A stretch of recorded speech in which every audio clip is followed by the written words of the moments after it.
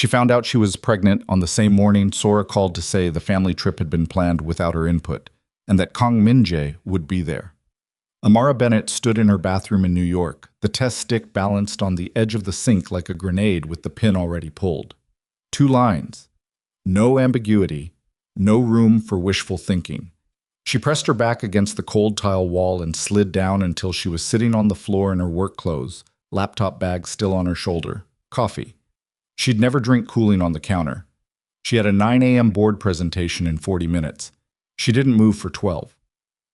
If you've ever had the ground disappear from under you while the rest of the world kept going, the traffic outside, the neighbor's TV through the wall, your own heartbeat doing its stupid, reliable job, then you already know what that bathroom floor felt like. If you've ever loved someone you had absolutely no business loving and then had the universe send you proof in the form of a pink line on a plastic stick, then you know exactly what Amara was doing on that tile. She was counting the cost of one night she hadn't been able to stop herself from choosing. Drop a like if this already has your attention. Comment your city or country right now. I want to see how far this story travels. Subscribe if you're new, because what happens next on this channel doesn't slow down. Stay until the end. You won't regret it. 3 weeks before the bathroom floor, Amara's life had looked exactly the way she'd designed it. Her design firm occupied the top 2 floors of a building in Midtown Manhattan. She had 17 employees, a client wait list, and a corner office with windows that made the city look like something she'd built herself. She'd spent her 20s working until her hands cramped and her eyes burned, and her early 30s watching that work become something real, something that had her name on it. Amara Bennett Creative. 3 words on a glass door that meant she'd never again have to ask someone else's permission to matter. She had learned early that control was the only thing that didn't disappoint you. Her mother had taught her that, not with words, but with the particular exhaustion of a woman who had loved people who didn't stay. Amara had taken that lesson and built a life around it. She kept her friendships selective, her romantic history brief, and her vulnerability locked somewhere that required serious excavation to find. Sora Park was the one exception. They'd met at a design conference in Chicago 11 years ago. Sora presenting a textile collaboration, Amara 2 rows back with a notepad full of observations she couldn't stop herself from writing. They'd ended up at the same hotel bar after, arguing cheerfully about color theory and bad conference catering, and by midnight they'd exchanged numbers and made plans for dinner the following week that both of them actually kept. Sora was the kind of person who made you feel like you'd always known her. Warm without being performative, honest without being cruel. She'd pulled Amara into the Park family's orbit gradually and without pressure. A birthday dinner here, a Sunday lunch there, until Amara had realized she'd somehow acquired a second family without signing anything. The Park family meant Mrs. Park, who made kimchi jjigae that Amara dreamed about and asked uncomfortable questions about her love life with cheerful persistence.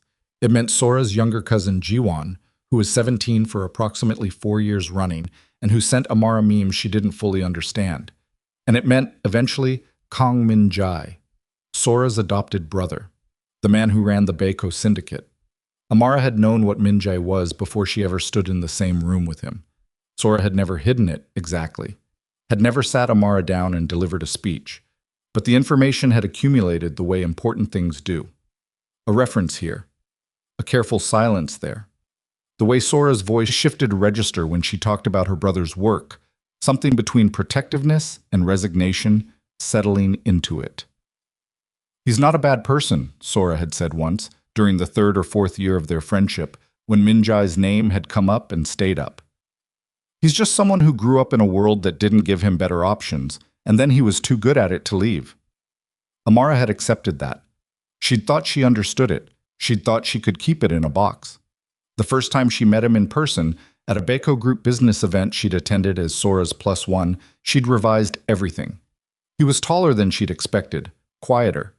The kind of man who didn't use his presence like a weapon. Didn't need to, because it operated on its own. He'd shaken her hand, said something brief and unremarkable about the event, and returned to the conversation she'd interrupted. She'd stood there afterward, feeling slightly rearranged and not understanding why. That should have been the warning. She hadn't listened. Over the following years, their paths crossed at family gatherings with enough frequency that she'd stopped treating each encounter like something to survive and started treating it like something to expect. He was quieter than the rest of the family. observed more than he participated. But when he spoke, people listened, not from fear at those gatherings, but from the simple fact that he only said things that were worth hearing. She told herself she found him interesting in a clinical way, the way you find something complex and slightly dangerous interesting, carefully, from a distance, without letting it become personal. She'd told herself that right up until the night on the rooftop. The Baco Group's annual charity gala, a rooftop venue with souls spread out below them and lights strung overhead in a way that made even the city's harder edges look soft. Sora had disappeared into the crowd early, pulled away by someone she knew, and Amara had drifted toward the edge of the rooftop with a glass of wine she was nursing more than drinking. Min-jae had appeared beside her without announcement. That was how he moved. Not quietly, exactly, but with the particular efficiency of someone who didn't waste motion on entrance. "You look like someone who wants to leave," he said. She looked at him. "I look like someone enjoying the view." "You've checked your phone 4 times in the last 10 minutes. She hadn't realized he'd been watching. That knowledge went through her like something warm she didn't want to acknowledge. "Force of habit," she said. "From what?" "From being a person who runs a business and exists in the world." He almost smiled. Not quite, but the edges of it were there. "Fair." They stood there for a moment in the particular silence of two people who have decided not to fill it artificially. Below them, soul moved and breathed. Above them, the light was doing something impractical and beautiful. She didn't know, afterward, how the conversation had opened the way it did. One of those things that happen in its own logic, irreversible in retrospect. He'd said something about the hotel, that he'd overseen the renovation himself, that there was a corner of the lobby that he'd argued about with the architect for 3 months, and that no one but him would ever notice was slightly wrong. She'd laughed at that, the specificity of it, the admission of a stubbornness that wasn't professional or strategic, but just human. And then he was talking, with the careful and slightly rusty quality of someone who didn't do it often, about growing up. About the particular loneliness of being adopted into a family that loved you fully and completely, and that you still managed to feel separate from. Not from their failing, but from something internal, something you carried that had nothing to do with how much they tried. About how he'd learned early that distance was easier than the risk of needing something and not getting it. She'd listened. Not the polite listening of social obligation, but the real kind, the kind that costs you something because you're actually giving your attention.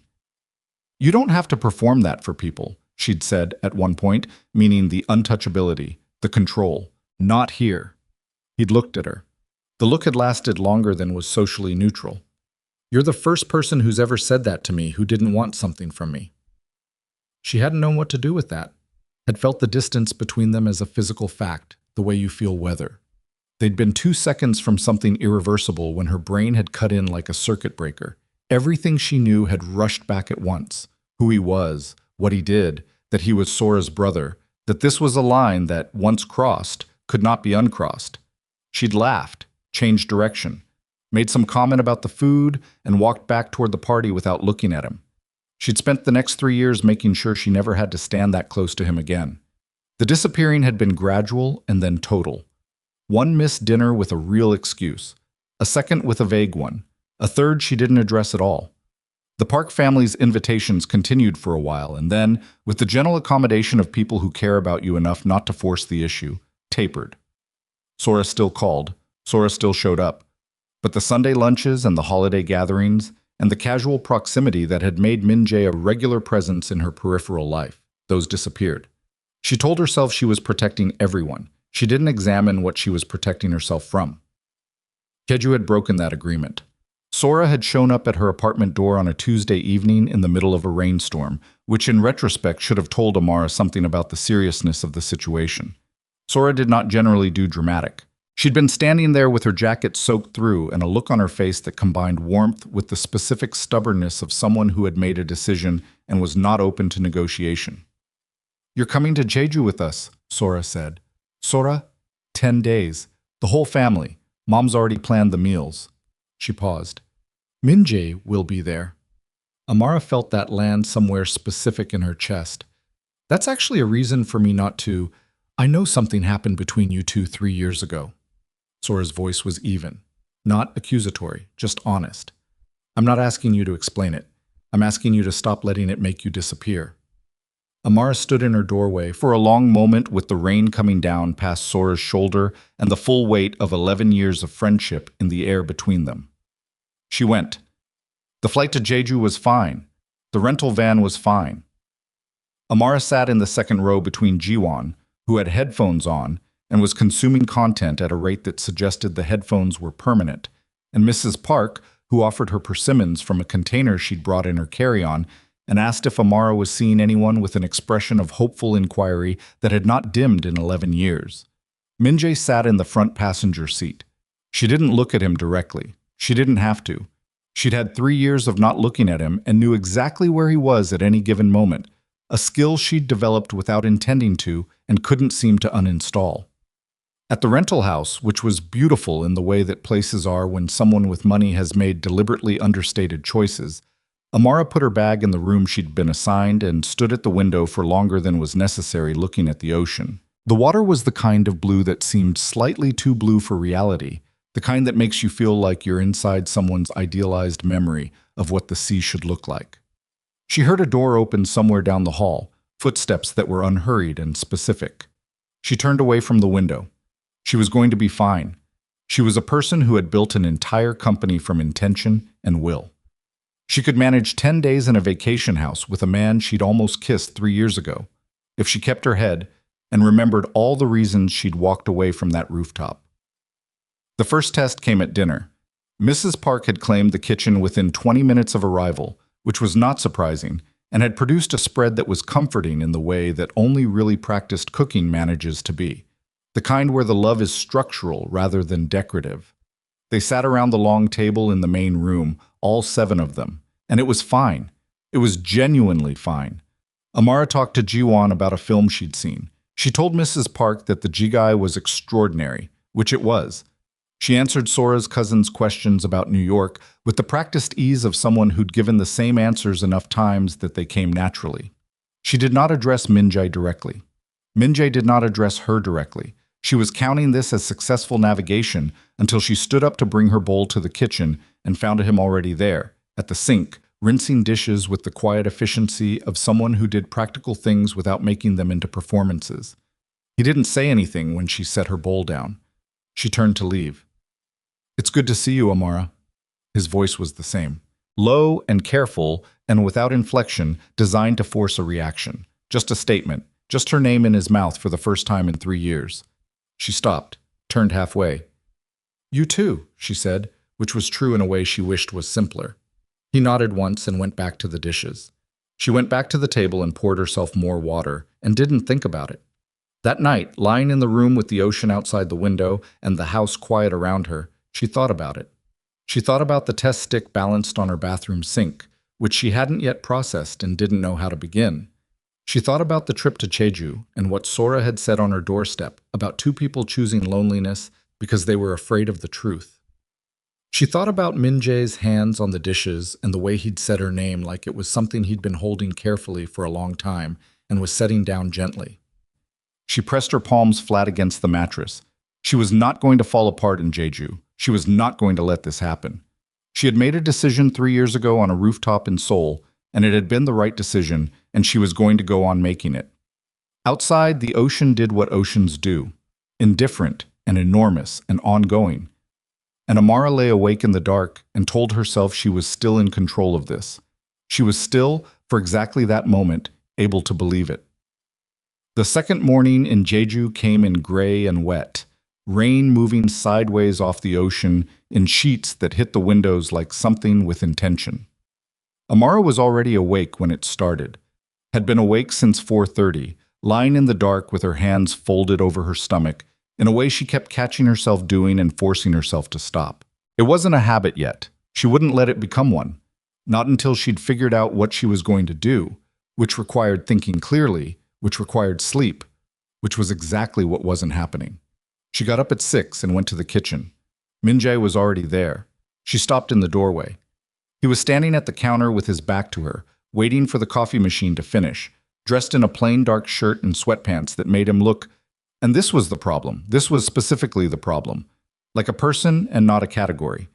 like someone who slept badly and woke up early and needed coffee before he could be anything to anyone. He heard her, turned his head slightly without fully turning around. "There's enough for two." She almost left. The particular cowardice of almost leaving was something she'd practiced long enough that it came naturally, but she caught herself doing it and kept walking to the cabinet where she'd seen the mugs the night before. "I didn't hear you come down," she said. "I was quiet." Obviously, she pulled two mugs down. He turned and took them from her with the matter-of-fact ease of someone who had decided not to perform the awkwardness they were both standing inside, which was somehow worse than if he'd been stilted about it. He poured the coffee, handed her a mug without asking how she took it, which made her realize she didn't know how he took his either. She watched him add nothing to his. She added sugar to hers. They stood on opposite sides of the kitchen counter and drank coffee while the rain came down outside and the house slept around them, and neither of them manufactured conversation to fill the silence. She'd expected it to feel unbearable. It didn't. It felt like something with weight and texture, which was almost more difficult. "You look tired," he said. "I'm fine." "I didn't say you weren't." He looked at her over his mug. "I said you looked tired." She met his eyes for the first time since she'd arrived in Jeju and immediately understood why she'd been avoiding it. His eyes were the same. That particular quality of attention that felt like being seen more precisely than you'd consented to. "I don't sleep well in new places," she said. "Neither do I." She didn't ask him what kept him up. He didn't offer it. They finished their coffee with the rain doing all the talking, and when Ji-won appeared in the doorway 20 minutes later, demanding to know if anyone had seen the portable speaker she'd packed, Amara felt the air change back into something navigable and told herself the relief she felt was uncomplicated. It wasn't.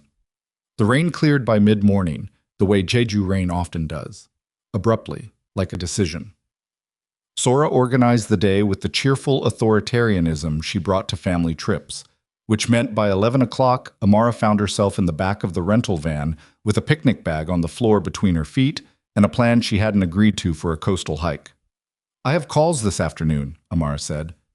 "It's Sunday," Sora said from the front seat. "Design doesn't take Sundays." "Today it does." Sora turned and gave her the look, the one that communicated warmth and immovability in equal measure. 4 hours, coastal path. "You've been sitting in an office for 8 months straight, Amara. I can see it in your shoulders." "My shoulders are fine." "They're up around your ears." Min-jae, in the passenger seat again, said nothing. I was looking out the window at the road, which had the quality of a man who had made a private decision to stay out of something. Amara found his restraint more irritating than commentary would have been, which was irrational, which she recognized and set aside.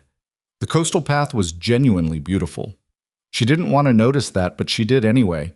The way the cliffs dropped toward water that was an impractical shade of green-blue, the wind moving through the grass on the headland, the smell of salt, and something dark and mineral underneath it. Her body responded to it before her brain could organize a defensive reaction. Her shoulders, Sora was not wrong about the shoulders, came down half an inch without her permission. She walked with Mrs. Park and Ji-won for the first stretch. Mrs. Park had the comfortable stride of someone who had walked a great deal in her life and saw no reason to perform effort, and she kept up a running commentary on the plants along the path and the relative quality of various Jeju seafood restaurants that required very little response from Amara and was therefore soothing. Then Mrs. Park spotted a viewpoint that required leaving the main path, and Ji-won went with her, and Sora had already moved ahead with her cousin, and Amara rounded a curve in the path and found herself walking beside Min-jae. He didn't maneuver it. That was the thing she noticed first and catalogued for later. He wasn't engineering proximity. He'd simply been walking at the same pace she had, and the group had redistributed around them with the natural carelessness of people who weren't paying attention to what they were rearranging. They walked for a while without speaking. The wind was active enough that silence was less conspicuous than it would have been indoors. "Sora thinks this trip will fix something," Amara said, not planning to say it. "Probably." His voice was level. "She's not wrong that something needs fixing. I wasn't aware it was broken." He looked at her then. A sideways look that didn't have aggression in it but had something else, a directness that she remembered from the rooftop and had spent 3 years telling herself she'd exaggerated. "You disappeared for 3 years, Amara. I was busy. You were avoiding me." She kept walking. Her pulse had done something she didn't authorize. That's a self-centered interpretation. Is it wrong? She didn't answer. The path curved toward the cliff edge, and she watched where she put her feet, which was a useful place to put her attention. I'm not trying to start something, he said. I'm just not interested in pretending. Pretending what? That the last 3 years happened for the reasons you've been telling yourself they happened. She stopped walking. It happened before she consciously decided it. She turned and looked at him directly and felt the full weight of what she'd been carrying for 72 hours land in her chest, with enough force that she had to work not to let it show in her face. You don't know what I've been telling myself, she said. No, he agreed. But I know what I've been telling myself, and I know it wasn't true. She looked at him for 2 seconds that felt structural. Then she turned and kept walking. He fell into step beside her and didn't push further, which was something she should have been grateful for, and instead found destabilizing in a way she couldn't fully articulate. That evening, Mrs. Park declared that she was tired and that the young people could manage dinner themselves, which Ji-won interpreted as an invitation to order an unreasonable quantity of food from a delivery app, and which Sora interpreted as an opportunity to open the bottle of wine she'd been saving. They ate in the living room with the ocean dark outside the windows, and the food spread across the low table in a comfortable disorder that felt, despite everything, like a version of the family dinners Amara had stopped attending 3 years ago. She felt the absence of that sharply, the specific grief of a thing you gave up voluntarily. She drank 1 glass of wine and switched to water, citing a headache, which was partly true in the way that very tired and anxious manifests as pressure behind the eyes. Min-jae sat across the table. He ate without talking much, contributed to the conversation when it required him, and did not look at her with the specific frequency that would have been noticeable. And yet she was aware of him with a precision that was exhausting. The way his forearm rested on his knee, the way he tilted his glass before setting it down, the way he listened with his whole attention when Ji-won said something she cared about. She was cataloging details of a man she had no business cataloging. She excused herself at 9 and went to her room and stood at the window for a long time. She was pregnant. That was the fact she kept circling and not landing on. She was pregnant, and the father was the man currently sitting in the living room of this vacation house. And she had not told him, and she didn't know how, and she wasn't sure what she wanted the outcome of telling him to be, which was its own particular crisis layered on top of the first one. She pressed her forehead against the glass. The ocean was a dark moving shape against a slightly lighter sky. The snowboarding trip came on day 4, Sora's idea in the particular way where she presented it as a group consensus, and it was clearly a unilateral decision she'd made already. There was a mountain resort 40 minutes from the house. Snow conditions were reported as excellent, and anyone who claimed they didn't want to go was, according to Sora, simply not trying hard enough to enjoy themselves. Amara went. She had her reasons for going that she wasn't entirely clear on. She had not been on a snowboard since a trip to Colorado 4 years ago, and that gap showed for approximately the first 20 minutes. The particular humility of your body not remembering what your mind insists it knows. She fell twice on the beginner slope, which she wasn't on because she needed to be, but because she needed to warm up before she trusted herself on anything steeper, and she was brushing snow off her jacket from the second fall when Min-jae appeared at her elbow. You've done this before, he said. Observation, not question. Colorado, 4 years ago. She straightened. I'm warming up. The intermediate slope is open. I know. You're on the beginner slope. She looked at him. He had the expression of someone attempting to be neutral and finding it mildly difficult, which was the closest thing to amusement she'd seen from him, and which she immediately stored in the cataloging part of her brain she'd been trying to shut down. I fall with dignity, she said. I prefer to do it somewhere less crowded. That's one way to put it. She pushed off and headed for the lift, which required him to either follow or stop needling her, and he followed, which told her something she wasn't ready to file anywhere. The intermediate slope was what she'd needed. The body remembers in its own time and its own way, and by the second run her legs had found the rhythm, and her weight was shifting correctly, and the particular feeling of moving fast down a mountain with nothing required of you except to stay balanced and keep going was doing something to her nervous system that felt close to relief. Min-jae was good, better than she'd expected, controlled, economical, no wasted movement. He came down beside her on the third run, matching her pace, and she adjusted to match his, And for a stretch that lasted maybe 90 seconds, they were simply two people going fast in the same direction and not talking about anything. She pushed harder on the fourth run, let herself open up at the lower section where the slope widened, the way she had in Colorado when she'd stopped being cautious and started actually skiing. She came to a stop at the bottom maybe 8 seconds ahead of him, breathing hard, the cold air burning in a good way. He pulled up beside her, actually looked at her. Something had shifted in his expression. Not dramatically, Min-jae didn't do dramatic, but there was a recalibration happening behind his eyes that she felt rather than saw. "You weren't warming up," he said. "I was. You were making sure you could still do it before you let anyone see." She pulled her goggles up. "Is that a criticism?" "No." He was quiet for a moment, looking at the slope they'd come down. "I do the same thing." She didn't ask what he meant. She knew what he meant. The particular habit of private rehearsal, of not letting people see the version of you that isn't certain yet. It was the first time she'd heard him identify something in himself that matched something in her, and she didn't know what to do with the way that landed. They rode the lift back up in silence, and she looked out over the mountain with the white laid over everything, making the landscape feel provisional and temporary. And she thought about things she had no business thinking about on a ski lift in Jeju. The mountain bar that evening had the worn wooden interior and low lighting of a place that had been serving warm drinks to cold people for a long time, and intended to keep doing so. Sora and Jiwon had claimed a corner booth and were deeply involved in reviewing the day's video footage on Jiwon's phone with the collaborative seriousness of people who cared very much about documentation. Mrs. Park had ordered a warm citrus drink and was reading something on her tablet with the settled contentment of a woman who had eaten well and moved her body and was satisfied. Amara sat at the bar with her hands around a mug of barley tea and let the warmth work its way into fingers that were still slightly cold from the mountain. The man sat down 2 stools over. He was Korean, mid-40s, with the particular loose confidence of someone who had already had several drinks and was in the process of deciding that confidence was a solid foundation to build on. He started talking to her in Korean, which she caught pieces of but not all, and then switched to English when she answered in it, and the switch didn't improve the situation. "You're very beautiful," he said. The way he said it had no question in it. "American?" "Yes." She turned her mug between her hands.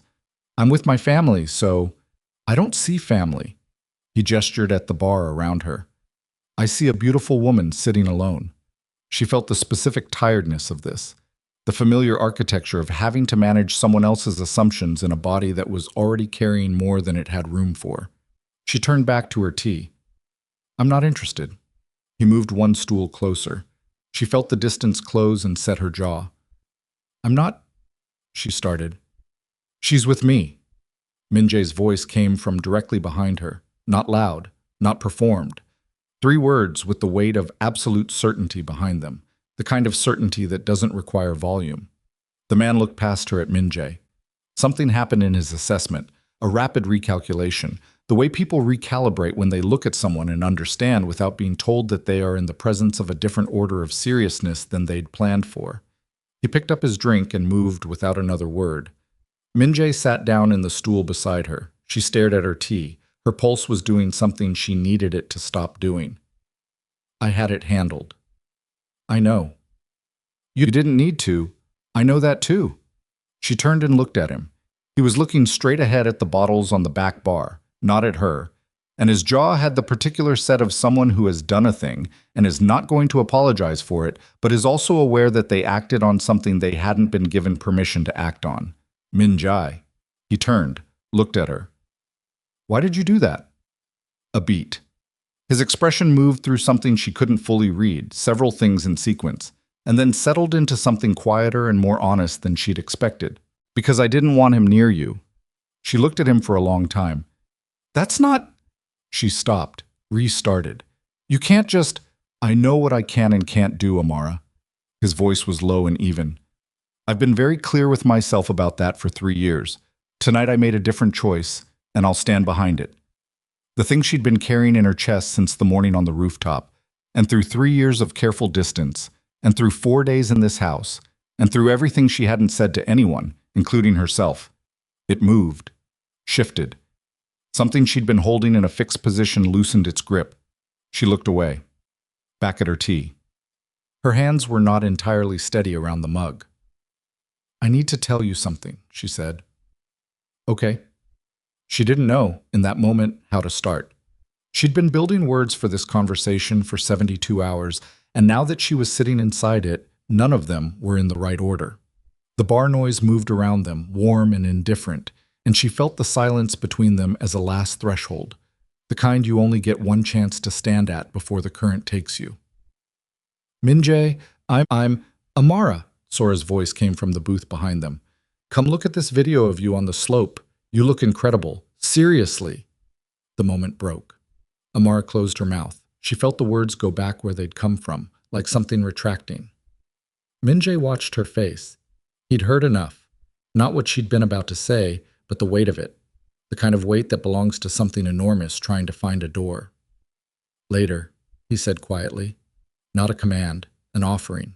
She nodded once. Got up and went to Sora's booth and looked at footage of herself on the mountain, fast and sure and in motion, and tried to locate the version of herself in that image who knew what she was doing. They drove back to the house through mountain roads with the dark pressing against the van windows and the family's conversation moving around her like water around a stone. Ji-won had fallen asleep against the window. Mrs. Park was describing the citrus drink she'd had in detail that suggested she was planning to recreate it at home. Sora was laughing at something her cousin had said. Amara looked at the back of Min-jae's seat in the row in front of her. She had almost told him. She was going to have to tell him. That had become a fact somewhere in the last 4 hours. The way things become facts, not when you decide them, but when you realize you've been knowing them for a while already and just hadn't let yourself acknowledge it yet.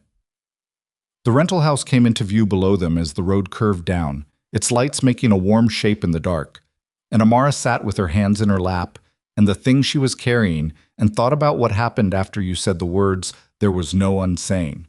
The house settled into its nighttime quiet by 11. Mrs. Park was first to bed, then Ji-won, then Sora's cousin. Sora lingered in the kitchen, refilling her water bottle, and Amara was moving past the hallway toward her room when Sora said, without turning around, "You're not okay." Amara stopped. "I'm fine." "You've said that so many times this trip that it stopped sounding like a sentence."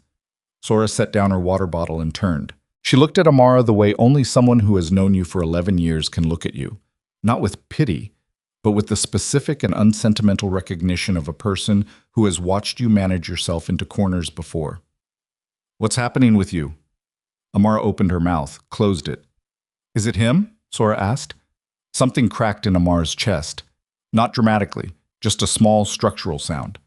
"It's not just him," Amara said. Sora's expression didn't change, but her eyes did. Something entering them that was older and more serious than the question she'd asked. She waited. "I'm pregnant, Sora." The kitchen held the words for a moment. The refrigerator hummed. Outside, the ocean did its ongoing, indifferent work. Sora's face moved through a sequence of things: shock, adjustment, understanding, and then a question she hadn't asked yet but was already asking in the way she was looking at Amara. "Is it a Min-jae's?" Amara met her best friend's eyes and said nothing, which was an answer. The silence that followed was the kind that doesn't end cleanly, the kind that changes the shape of every room you'll stand in together afterward. Sora didn't move for a long time. She stood on the other side of the kitchen counter with her water bottle in her hand and her eyes on Amara's face, and the refrigerator kept humming, and the ocean kept moving, and the house kept doing its ordinary and different nighttime things, and none of it had any business being that calm. "Say it again," Sora said. "Sora, I heard you. I need you to say it again." Amara pressed her palms flat on the counter. The tile was cold. She focused on that, the specific temperature of it, the way it met her skin. Because if she let herself feel the full dimensions of what she'd just said out loud for the first time, she was going to stop being functional, and she needed to stay functional for at least this conversation. "I'm pregnant, and yes, it's Min-jae's." Sora set the water bottle down on the counter with a precision that suggested she was doing it carefully to avoid doing something else. She looked at the bottle, then at the counter. Then she pulled out a stool and sat down, which was when Amara understood that Sora's legs had stopped being reliable, because Sora Park did not sit down in the middle of conversations. "When?" Sora said. Not a question with an upward arc. A flat thing. The night before I flew home from Seoul, 3 weeks ago. Sora looked up. 3 weeks ago. You've known for 3 weeks. I found out 4 days before we came here. And you came anyway. You showed up at my door in a rainstorm. I showed up at your door in a rainstorm before I knew you were carrying my brother's child, Amara. Sora's voice had gone somewhere very controlled, which was more frightening than if it had cracked. Those are different situations. I know. Does he know? No. Sora pressed 2 fingers against her mouth, a gesture Amara recognized, the one Sora made when she was working out whether to say the thing she was actually thinking or the more manageable version of it. Tell me what happened, Sora said. 3 weeks ago, in Seoul. Amara had rehearsed this moment in the abstract, in the bathroom, in the plane on the way to Jeju, in the dark of her room every night since she'd arrived. In the rehearsed version, she'd been clearer, more composed. The actual version was harder because Sora was sitting 4 feet away from her with an expression that was trying to be neutral and not entirely managing it. I came to Seoul for a client meeting, Amara said. I had an extra night. Sora, you know I never intended. Tell me what happened. She told her. She kept it factual. She owed Sora that, not the edited version, not the version that made Amara look less like someone who had made a choice with both eyes open. She'd run into Min-jae at the hotel bar where she'd been having a drink alone after her client dinner. He'd been there for a business function that had ended early. They'd talked for 2 hours. She'd known partway through the second hour that the conversation had become something it wasn't supposed to be and hadn't stopped it. They'd gone upstairs. She stopped there. Sora didn't need the specifics. And after, Sora said, in the morning, I left before he woke up. Something moved in Sora's expression. Not anger, something under anger. You left. I panicked. You left him in that hotel room without saying anything. Yes. Sora stood up. She walked to the window over the sink and stood there with her back to Amara and both hands gripping the counter edge, looking at whatever was visible in the dark glass. Her own reflection, the outline of the night outside. Her shoulders were tight. The line of her back said she was fighting through something large and not winning cleanly. For 8 years, Sora said, still to the window. You were in this family. You were at the table. You were the person I called first and the person Mom asked about when you missed dinners. You were... She stopped. Started again. And then you left. 3 years ago, you just left. And I told myself it was complicated and I gave you space and I didn't push because that's what you do for someone you love. She turned around. Her eyes were not wet, but they were close. Was it always because of him? Sora? Was it always about Min-jae? Amara could not lie to her, had never been able to. 11 years of friendship had burned that possibility out at the root. Not always, she said. In the beginning, I thought I could manage it, and then the rooftop happened. What rooftop? Amara closed her eyes for 1 second, opened them. 3 years ago, the Beko Gala. We were on the rooftop and something happened between us. Nothing physical, but something. And I got scared and I left and I kept leaving and I know that hurt you and I'm sorry, Sora. I'm telling you that plainly. I'm sorry. Sora looked at her for a long time. The kitchen clock on the wall had a tick that was suddenly audible, one of the small sounds that surfaces in rooms when everything else has gone quiet. You should have told me, Sora said, 3 years ago, or 1 year ago, or a month ago when you found out. You should have told me instead of getting on a plane to Jeju and sitting across the table from my brother every night and letting me think this was just about you needing to reconnect with the family. I know. He doesn't know he's going to be a father. I know. Amara. Sora's voice finally broke. Just slightly, on the last syllable. A small structural fracture. What were you going to do? What was the plan? I didn't have one. That was the truest thing she'd said all night. I found out 4 days before this trip and I didn't have a plan and I still don't. Sora put her hands over her face. Not crying, just holding her own face, the way you do when the world has temporarily exceeded the capacity of your expressions to address it. She stood like that for several seconds. Amara waited. She owed her that. When Sora dropped her hands, her face was composed. Not fine. Composed. The distinction mattered. You need to tell him, Sora said. Tomorrow, not in 3 days, not after we're back in Seoul. Tomorrow.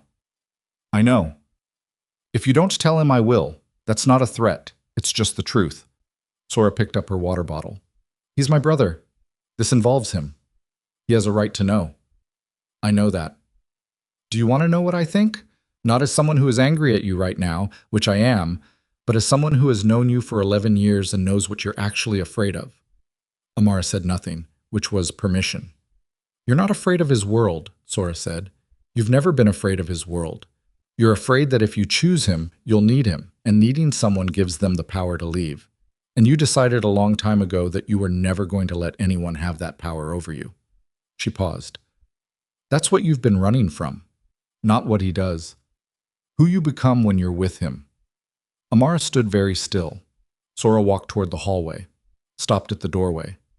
Get some sleep. You look terrible. It wasn't unkind. It was the specific honesty of someone who loves you and is furious at you simultaneously. She left.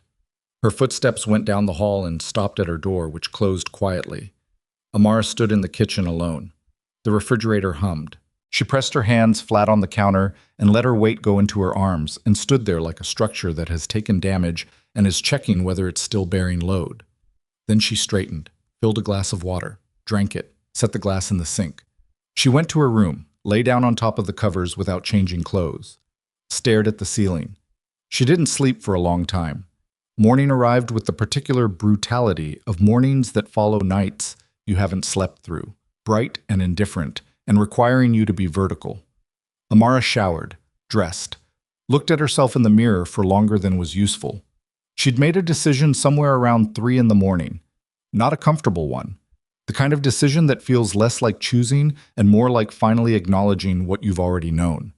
She was going to tell him before breakfast. The hallway was empty. The house had the quality of not yet awake, that particular silence that belongs to the hour before people start needing things from each other. She went to Min-jae's door, which was the last door in the corridor, and stood in front of it. She knocked twice. Silence. Then movement. Then the door opened. He'd been awake. She could tell from his eyes. Not the clouded look of someone pulled from sleep, but the specific alertness of someone who'd been lying in the dark with their eyes open. He was dressed. He looked at her face and something shifted in his, a rapid assessment happening behind the surface. "Can I come in?" she said. He stepped back. His room was tidier than it had any right to be for a vacation house. The bed made with the precision of long habit, the surface of the nightstand clear, his jacket hung rather than thrown. She noticed these things in the few seconds before she turned to face him and lost access to peripheral details. He hadn't moved from near the door. He was watching her with the complete, unhurried attention that was one of the most unsettling things about him. Not because it felt aggressive, but because it felt like being the only thing in someone's field of vision and having them not look away. "I need to tell you something," she said, "and I need you to let me finish before you say anything. Can you do that?" "Yes," she told him. She used the same structure she'd used with Sora. Factual, clear, not decorated. 3 weeks ago in Seoul. The hotel. The morning she'd left. The test 4 days before Jeju. The 2 lines on a plastic stick in a Manhattan bathroom while the city did its ordinary work outside her window. She told him she was keeping the baby. She'd decided that somewhere in the same 3 a.m. window. Whatever happened with anything else, she was keeping it. She stopped talking. The room was very quiet. Min-jae hadn't moved from where he'd been standing.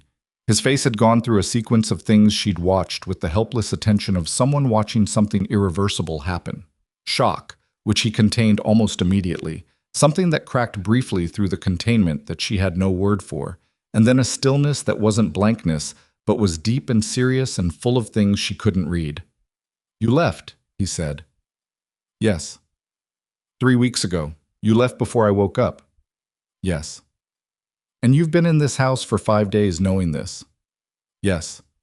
He turned, walked to the window, put one hand on the frame, and stood there looking out at the morning, which was gray again and misted, the ocean reduced to a sound and an impression. His shoulders had a quality she'd never seen on him before. Not defeated, but carrying something new, adding weight. "Why didn't you tell me when you found out?" he said. Still to the window. "I didn't know how." "That's not—" He stopped. She heard him exhale. A controlled sound. "Amara, why didn't you tell me?" "Because I didn't know what you'd want." She said it to his back. Because your life is... Don't! He turned around. His eyes were direct and level and had something in them that stopped her sentence dead. Don't tell me what my life is. Don't use my life as the reason you made a decision this size without me. I wasn't making a decision without you. I was trying to figure out how to... You had 4 days. His voice was even, controlled, more frightening than raised would have been. You sat at dinner with me for 5 nights. You rode a ski lift with me. You were about to tell me something at that bar, and you stopped when Sora called you. He paused. Was that it? She didn't answer. Amara. Yes, she said. That was it. He looked at her for a long time. She didn't look away. She owed him that. The direct line, the undecorated fact of her face, the choice to not retreat behind composure. I have a question, he said. Okay. If Sora hadn't organized this trip, if she hadn't come to your apartment and made you come to Jeju, were you going to tell me? The question had a shape to it, an honest edge. She wanted to say yes with conviction and couldn't because she didn't know if it was true, and he would hear the uncertainty in it regardless. I don't know, she said. Something in his jaw tightened, just barely. Thank you for being honest. Min-jae. I need a few minutes. She recognized a dismissal when she heard one, even a polite one. She moved toward the door. He didn't move from the window. She stopped with her hand on the doorknob. I'm sorry, she said. For leaving 3 weeks ago and 3 years ago, both times. He said nothing. She opened the door. Amara. She stopped. Don't disappear again. His voice was quiet, not threatening, just certain in the way that his voice was when he said things he meant completely. Whatever happens next, don't disappear. She left. The hallway was still empty. She walked to her room, sat on the edge of her bed, and put her face in her hands. She didn't cry.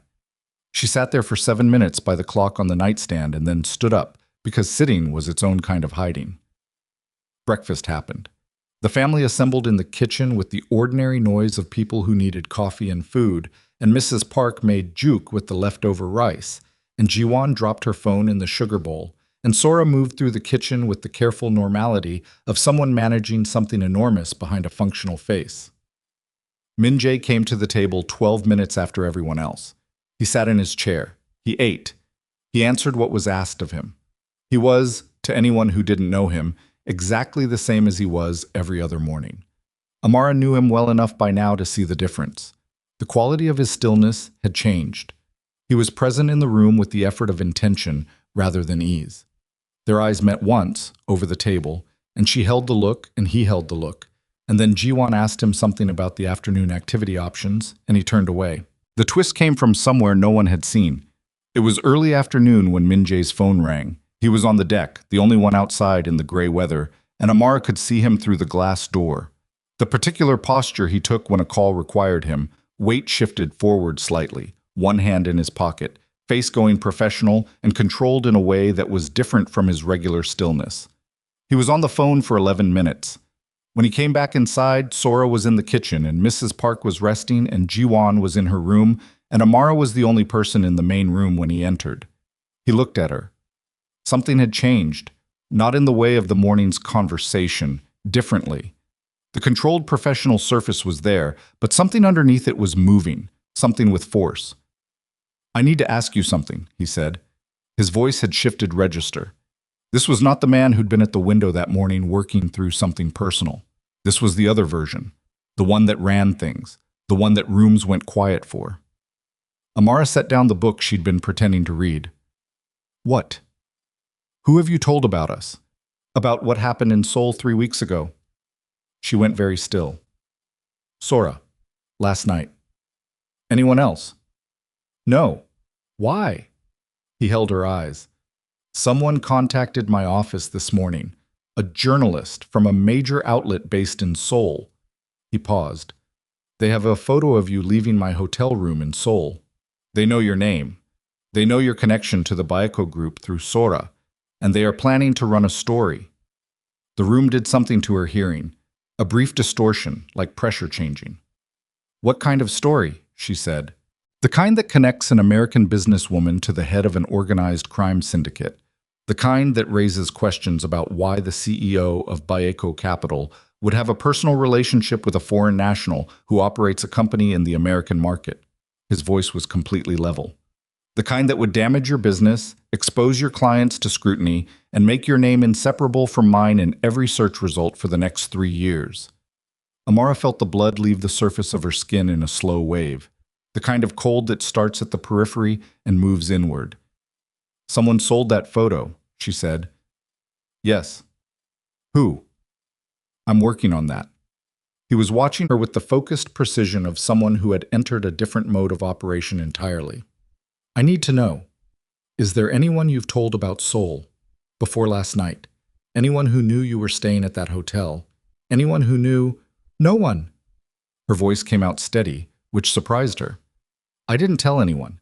I went to Seoul for a client meeting. I listed the hotel on my expense report, but that's a private company filing. She stopped. Her mind was already moving through the architecture of it. My assistant knows which hotel I was at. Min-jae said nothing. She wouldn't, Amara said. People do things for money that you wouldn't expect, he said. Not unkindly, factually. She's been with me for 4 years. I'm not saying she did. I'm saying the list of people with access needs to be examined. Amara stood up. The room required movement. She walked to the glass door and stood looking out at the deck and the gray ocean beyond it, and pressed one hand against the cold glass. Her company. Amara Bennett Creative. The thing she'd spent her 20s building and her early 30s protecting. The clients who came to her because her name meant something specific. Integrity, discretion, work that was above question. The contractors she employed. The 17 people whose salaries cleared because her reputation remained clean. All of it sitting in the path of a story that connected her to the Baeko syndicate. What are my options? She said. I can have the story killed, Min-jae said. I have the means to do that. She turned. And what does that mean? What does that cost? He looked at her steadily. It means the journalist's editor receives certain information that makes running the story more trouble than it's worth. No one gets hurt. The story goes away. That's still using. Yes. He didn't let her finish it. It is. And you need to decide if you can accept that. The question sat between them. She understood what it was really asking, whether she could accept what it meant to be connected to him. Not in theory, not in the abstract ethical space she'd been using to keep herself at distance for 3 years, but in the actual working reality of his world pressing against her life. There's another option, he said. I can let it run. You prepare a statement. Your lawyers manage the fallout. I ensure the Baeko Group's legal team is available to you. It will be difficult. It will likely cost you clients, but it will be survivable. And the baby, she said. If the story runs? A journalist who has a photo of me leaving your hotel room. How long before they have the rest of it? Min-jae's expression changed. She saw it happen. The information arriving at a place in him that was not professional but personal. He hadn't thought that far into it yet, or had thought it and hadn't said it. That changes the calculation, he said quietly. Yes, she said. It does. He walked toward her. Not all the way. Stopped a few feet away, close enough that the conversation became a different kind of private. Then let me handle it. Min-jae, Amara, let me handle it. She looked at him. She looked at the man who was the head of a criminal organization and also the man who'd carried her bag at the airport and made coffee at 6 a.m. without being asked, and put his body between her and a man who made her uncomfortable because he couldn't stand the idea of her being uncomfortable. The man who'd said, "Don't disappear again," with the certainty of someone who had already decided he wasn't letting her. She was standing at the edge of something. The thing about edges is that the decision is never really whether to jump. It's about acknowledging that you've already been falling and deciding whether you're going to fight the current or let it take you where it's going. There's something else, Min-jae said. Something in his voice shifted.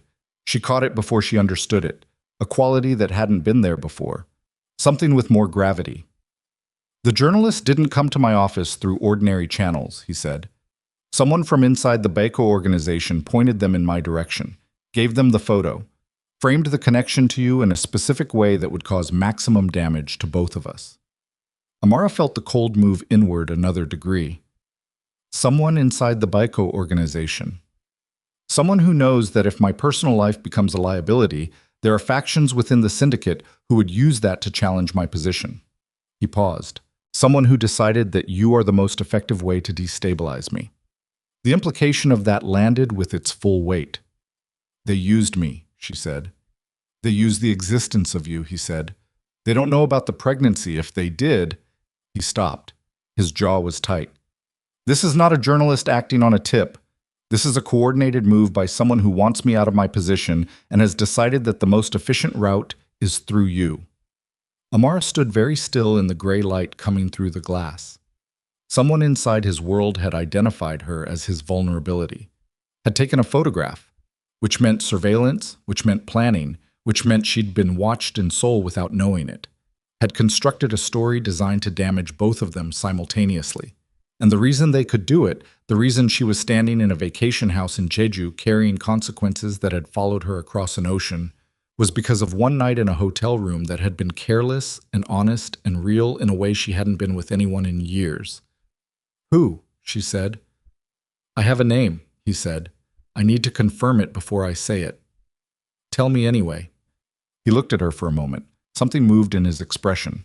A decision being made about how much to bring her into the machinery of his world, and what that meant, and whether he was willing to do it. Park Seong-jin, he said, my second in command, the man who runs operations while I manage the external face of the organization. Amara filed the name. Someone you trusted? Yes. For how long? 7 years. She looked at him, and he looked at her, and the weight of 7 years of misplaced trust was in the air between them alongside everything else they were both carrying, and the vacation house was quiet around them with the family somewhere in its other rooms living the ordinary morning, and outside the ocean kept moving, and the mist sat low on the water, and none of it offered anything. What does he want? She said. If he takes you down, what does he get? Control of the syndicate. The Baeko operations are worth more than most legitimate corporations. Seong-jin has been patient for 7 years. He's decided he's done waiting. And using me was the cleanest path. A personal scandal, a foreign connection, questions about my judgment. It doesn't have to destroy me. It just has to weaken me enough that the internal vote goes against me. He paused. He didn't account for one thing. What? That you'd be here when the call came, Min-jae said. He expected me to be alone with this, to have to manage a crisis while managing the personal fallout of you finding out this way. He didn't know we'd already... He stopped. Revised. He didn't know the situation between us. Amara understood the tactical logic of it and hated that she understood it. What do we do? The we came out without her deciding to say it. She heard it after it was already in the air. So did he. He looked at her with the full weight of his attention. We go back to Seoul tomorrow, he said. All of us. I'll tell Sora there's been a business development that requires my attention. It won't be a lie. He paused. And then I'm going to deal with Seong-jin. What does dealing with Seong-jin mean? He held her eyes. It means he doesn't get what he came for. She knew not to ask for more specificity than that. The line she'd spent 3 years keeping between his world and hers had been crossed, not by her choice, not by his, but by someone who had decided to use her as a weapon and had, in doing so, made her a participant regardless of what she chose. Min-jae, she said. What? The baby. She said it quietly, direct. When this is over, when Seong-jin has been dealt with, what do you want? Not what you think I need to hear. What do you actually want? He was quiet for long enough that she felt the question hanging. I want, he said, to not be someone my child is afraid to know. The simplicity of it hit her somewhere undefended. She hadn't expected that, had expected something more polished, more controlled, some version of the professional certainty he carried. Instead, she got that, raw and unadorned and slightly afraid, the voice of a man saying the most honest thing he'd said in years. She nodded once. He pulled out his phone and made a call, and the conversation shifted into Korean she couldn't fully follow, and she stood in the gray light with the ocean outside and her hands at her sides and understood that the life she'd controlled so carefully had already become something else, and that the only question remaining was what she was going to build from. They were back in Seoul by 8 the next evening. Min-jae had told Sora at breakfast that morning, a business matter, something that required his physical presence in the city, nothing that should alarm anyone. He said it the way he said everything that mattered, level, unhurried, with enough detail to satisfy the surface of the question and not enough to invite deeper ones. Sora had looked at him across the table for a moment that lasted slightly longer than a normal moment, and then she'd looked at Amara, and then she'd said, "Fine, we'll cut it short, it's fine," and started making calls about the return flights with the practical efficiency of a woman who had grown up around a man who sometimes needed to leave without full explanation. The van ride to the airport had the particular quality of a group of people managing a shared knowledge that wasn't being spoken. Mrs. Park slept with her head against the window. Jiwon had her headphones on. Sora sat beside Amara in the second row and didn't say anything but put her hand over Amara's once, briefly, and Amara held on to that for the 40 minutes it took to reach the terminal. Min-jae sat in the front. He was on his phone for most of the ride. Not performing business, actually conducting it, his voice low and precise in Korean, occasional silences while he listened that had a quality of absorption, of someone receiving information and instantly reorganizing around it. Amara watched the back of his head and thought about what it meant to watch someone operate in a mode that was entirely beyond her access, and what it would mean to build anything near that. She kept coming back to what he'd said in the vacation house. "I want to not be someone my child is afraid to know."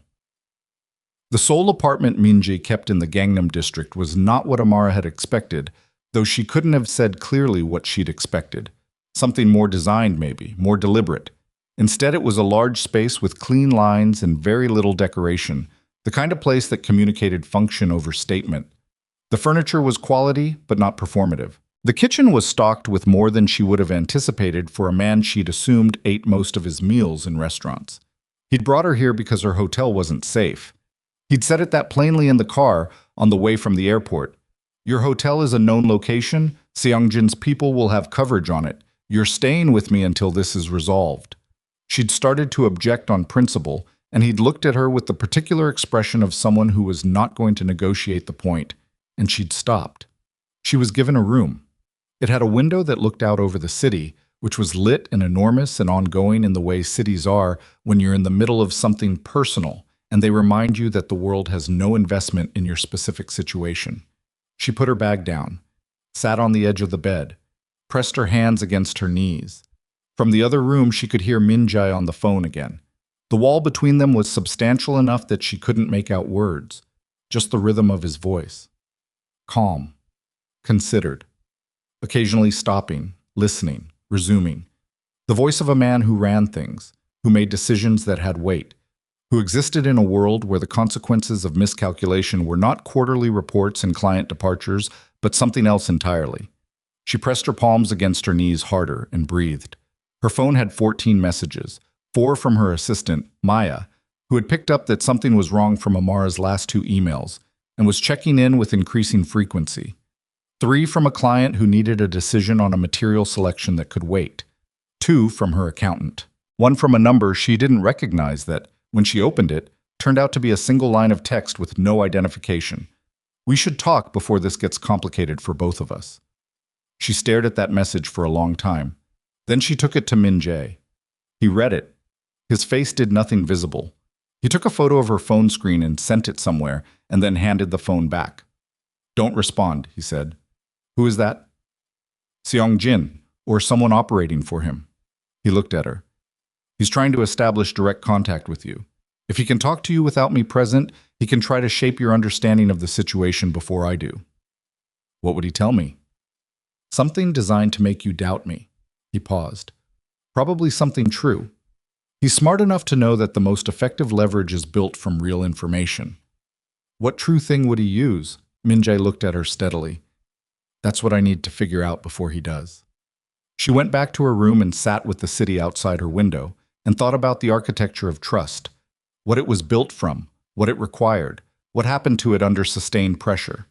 She'd spent 3 years building a wall between herself and the possibility of needing Kang Min-jae. Now she was in his apartment with his child in her body and a stranger sending her texts designed to break whatever was forming between them, and the wall was rubble. She fell asleep sitting up against the headboard, woke at 2 a.m. with her neck at an angle that would hurt tomorrow, and the city still lit outside the window and the apartment quiet. She got up, went to the kitchen, filled a glass of water and stood at the counter drinking it in the dark. Min-jae was in the living room, I was at the long table that ran along one wall, which had been converted into a working surface. Laptop open, documents spread, two phones within reach. He had his jacket off. The sleeves of his shirt were rolled to the elbows. He'd been at this for hours, and it showed in the particular quality of his focus, the way his whole body was organized around the work. He looked up when she came in. "Sorry," she said. "I didn't know you were—" "It's your kitchen, too." He turned back to the screen. "Can't sleep?" I fell asleep sitting up. She came a few steps further into the room. "What are you doing?" "Going through 7 years of operational records." He said it without looking up. "Looking for the pattern. Seongjin's been building this for longer than I knew. Every decision I made that he influenced, every resource allocation he steered, I'm reading it backward." She sat down in the chair at the far end of the table. He glanced at her briefly, not telling her to leave, just acknowledging. She watched him work for a few minutes. The way he moved through documents was deliberate and fast simultaneously. He read something, stilled, went back, read it again, made a note. His hands on the keyboard were precise. "What did he shift?" she asked. He looked at her. "What?" "You said he influenced your decisions. What specifically did he shift?" He studied her for a moment, then turned the laptop so she could see the screen. It was a financial record, a series of transfers and allocations that meant nothing to her on the surface, but had a structure she could follow if she looked at it with a design mind, the kind of mind that traces the logic underneath visible choices. She looked at it for a minute. "This column, the operational allocation for the Inchin holdings. It's proportionally larger than the rest, even accounting for size." He looked at the screen, then at her. "Yes." "How long has it been disproportionate?" He scrolled up. 4 years. "And Seongjin manages those accounts directly." "He does." Something shifted in Min-jae's expression. Not surprise, more like the specific feeling of a confirmation you'd hoped you were wrong about. "He's been moving money through Inchin, building a reserve outside the main syndicate accounts. He was already opening another document. If he has a reserve that size, he doesn't need the syndicate's backing to make his move," Amara said. Min-jae looked at her. "He could finance the challenge himself," she said. "The journalist, the story, whatever comes next. He doesn't need anyone else's approval. He's been making himself independent for 4 years, and you didn't see it." The room was quiet for a moment. "No," Min-jae said. "I didn't." She pushed the laptop back toward him. "How much time do we have?" "The journalist's editor has given me until Friday, 3 days." "And Seongjin?" "He'll move before that. He won't let me have 3 days to prepare." She absorbed that. "Then you need to move first." He looked at her with the expression of someone who is recalibrating the model they've been using for a person. "Yes." "What does moving first look like?" "It looks like what I'm doing. Building the evidentiary case for what he's done with the Inchin money. If I can demonstrate internal theft at scale before he can execute his move, the syndicate's leadership council has no choice but to act on that, rather than on a journalist's story about my personal life." "Can you get there in time?" "I don't know." He said it without dressing it. A direct admission from a man who she suspected very rarely said those 3 words. "The records I need are in Seongjin's office, which is in the Baiko building, which he controls." "Which I control," Min-jae said. "Nominally. Right now I'm not certain what that means operationally." She understood what he was telling her. He was not certain, in this moment, how many people in his own organization were still his. The following morning broke hard and gray, and at 8 a.m., Min-jae's phone rang with a number that made him stand up from the breakfast table in a single motion and leave the room. He was gone for 19 minutes. Amara drank her coffee and did not look at his empty chair and did not catastrophize, which required active effort. When he came back, he was already in his jacket. "I need to go to the building." "What happened?" "Seongjin called an unscheduled leadership council meeting for this afternoon, without my authorization." His voice was completely level. The levelness was the tell. "He's moving today." She stood up. "Then I'm coming with you." "No." "Min-jae? This isn't negotiable." He looked at her, and the look contained something she hadn't seen before. Not command, but something more complicated. Fear operating behind a controlled surface. "Seongjin already has surveillance on you. If you're in that building when this goes wrong, when, not if." There are scenarios where it goes wrong, he said. I'm not willing to have you in them. And I'm not willing to sit in your apartment while Amara, her name, the way he said it, she stopped. I need to know you're safe. Not as a request, as a, I need it. If I walk into that building knowing you're somewhere I can't protect you, I will be distracted in a situation where distraction has consequences. Do you understand what I'm telling you? She understood. She didn't like it, and she understood it. And the fact that she understood it meant accepting something about what she was to him. Not a liability to be managed, but something that had gotten into him and was operating on his judgment the way the important things do. Where? She said. Here. Don't answer the door. Don't respond to that text or any message from an unknown number. Call me every hour. He paused. Sora's number is in your phone. If I don't answer, you're going to answer. He looked at her for a long moment. Then he picked up his second phone from the table and put it in his inside jacket pocket. He moved toward the door. Min-jae. He stopped. She crossed the room. She didn't let herself think through what she was doing, because thinking through it would have produced hesitation, and hesitation was the wrong currency for this moment. She put her hand against his jaw, turned his face, and kissed him. Not frantic, not desperate. Something clear and deliberate and true. He went very still for 1 second. Then he kissed her back, and his hand came up and held the back of her head with a gentleness that was almost unbearable, and the contact lasted exactly as long as it needed to, and no longer. She stepped back. He looked at her. Go, she said. He went. The Baco building stood in the Yowido financial district with the composed authority of structures built to project permanence. 42 floors of steel and glass that functioned as the legal face of an organization that had built its foundations in places the law didn't fully reach. Min-jae had been inside this building 10,000 times. He knew every floor, every office configuration, every security checkpoint and camera angle and emergency exit.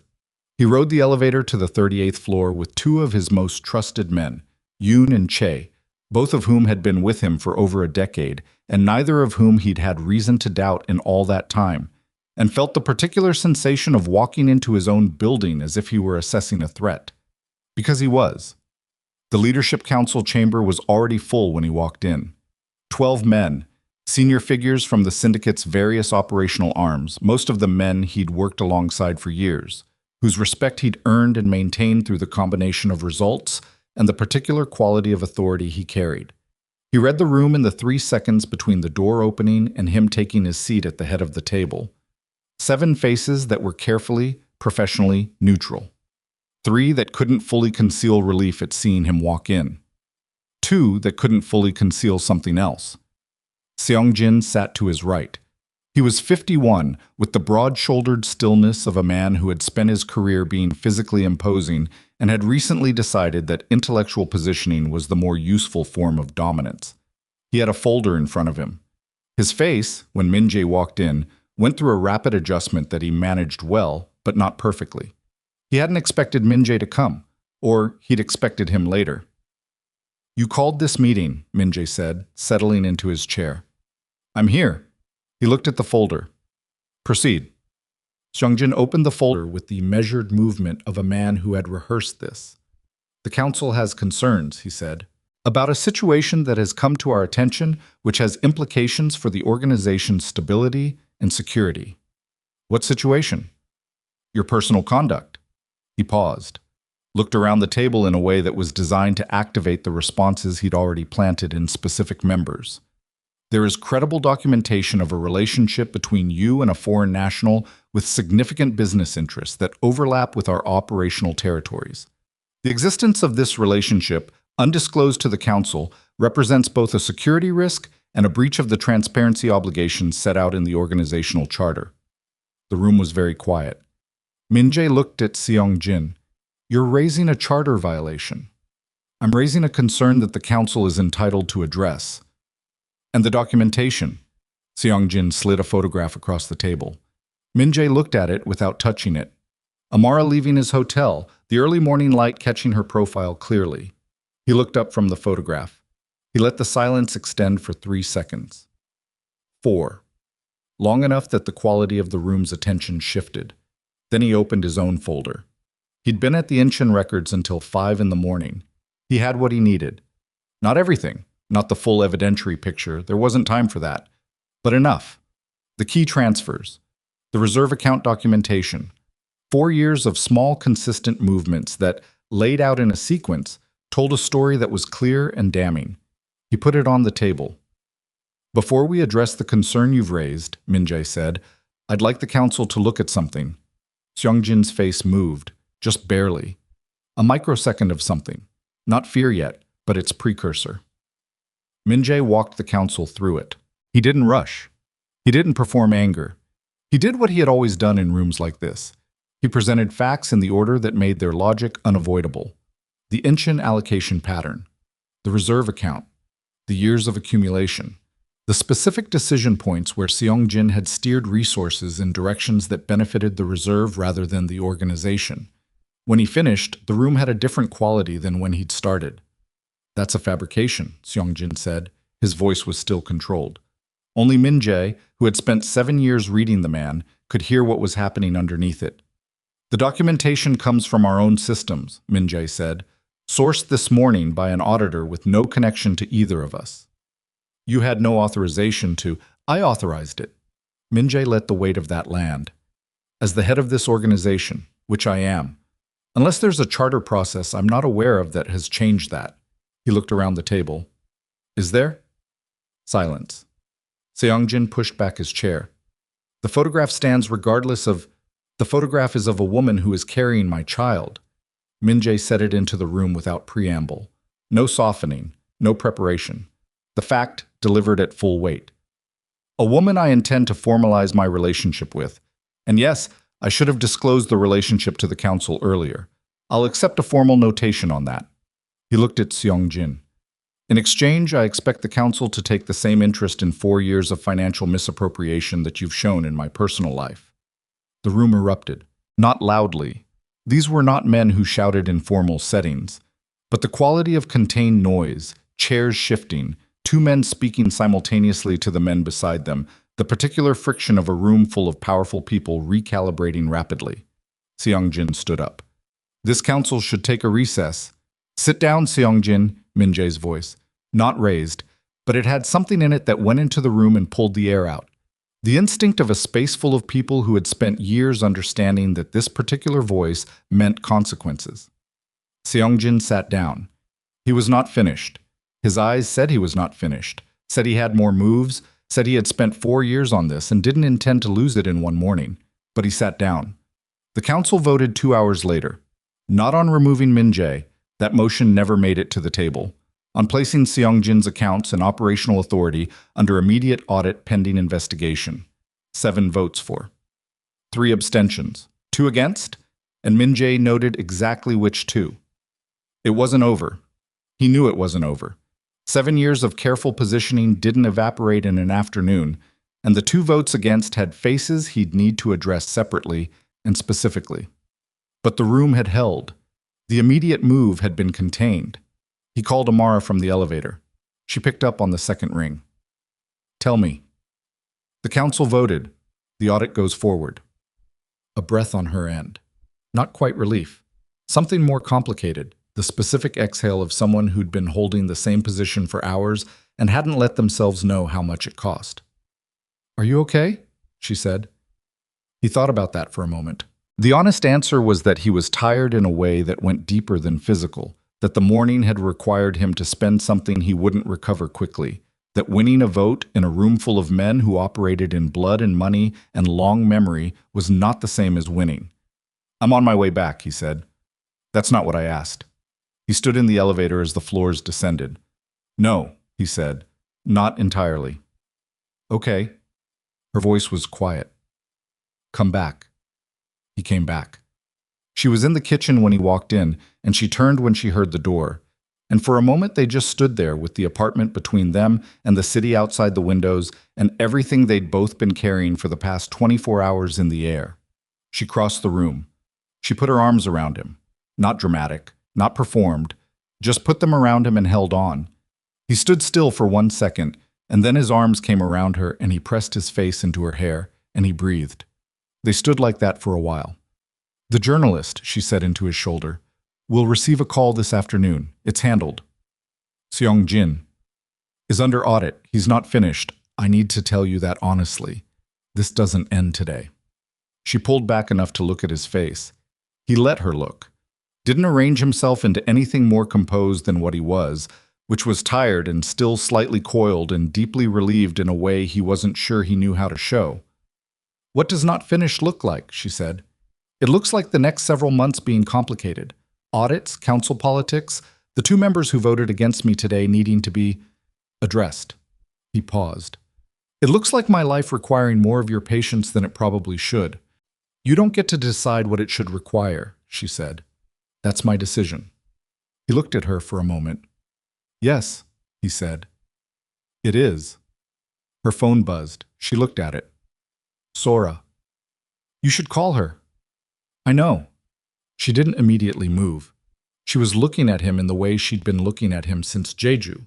Not the measuring look of someone calculating risk, but something more direct, more present. There's something I need to say before this gets complicated again. He waited. I spent 3 years convincing myself I left the rooftop that night because it was the right decision, she said. It wasn't. I left because I was scared, and I kept leaving for the same reason. She held his eyes. I'm not going to keep doing that. He was quiet for a moment. I know. I'm telling you explicitly. I know that too. He reached out and pushed a piece of her hair back from her face with the careful deliberateness of someone doing something they've thought about for a long time. I'm not going anywhere either. Her phone buzzed again. She looked at it, looked at him. I have to call her. Go. She went to the hallway. He heard her voice start. Sora, hey, yes, I'm okay. I'll explain everything. And he stood in the kitchen and pressed one hand flat against the counter and let the morning's adrenaline finish leaving his system. His own phone rang. He looked at the screen. Seong-jin. He picked it up.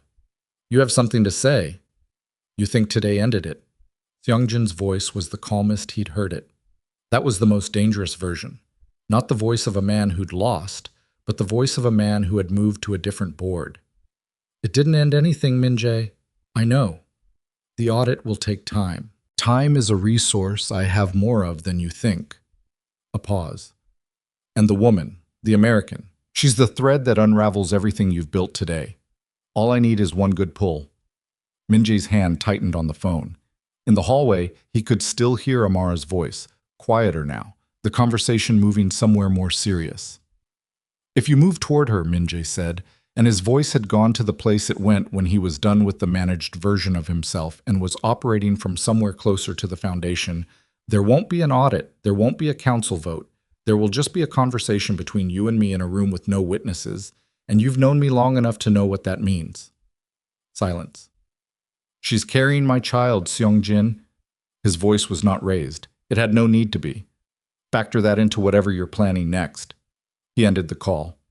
The apartment was quiet for a moment. Then Amara appeared at the hallway entrance. She'd finished her call. She looked at his face and at the phone in his hand. Seong-jin, she said. Yes. What did he say? Min-jae looked at her.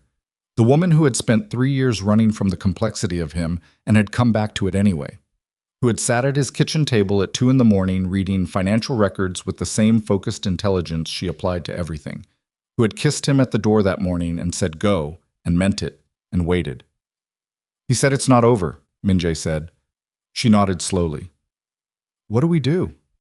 He set the phone on the counter.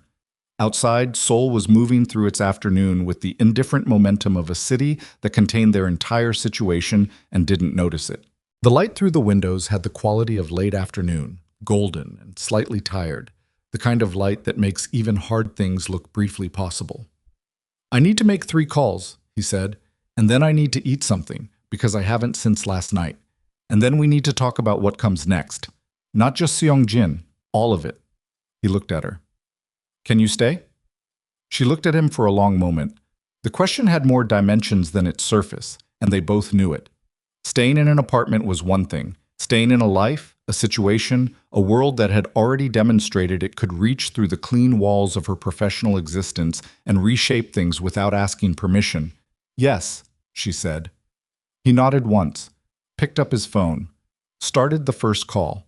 She went to the kitchen and began looking through his cabinets with the matter-of-fact competence of someone who had decided to be useful, and he watched her from across the room with the phone to his ear and felt something settle in him that had not been settled in a very long time.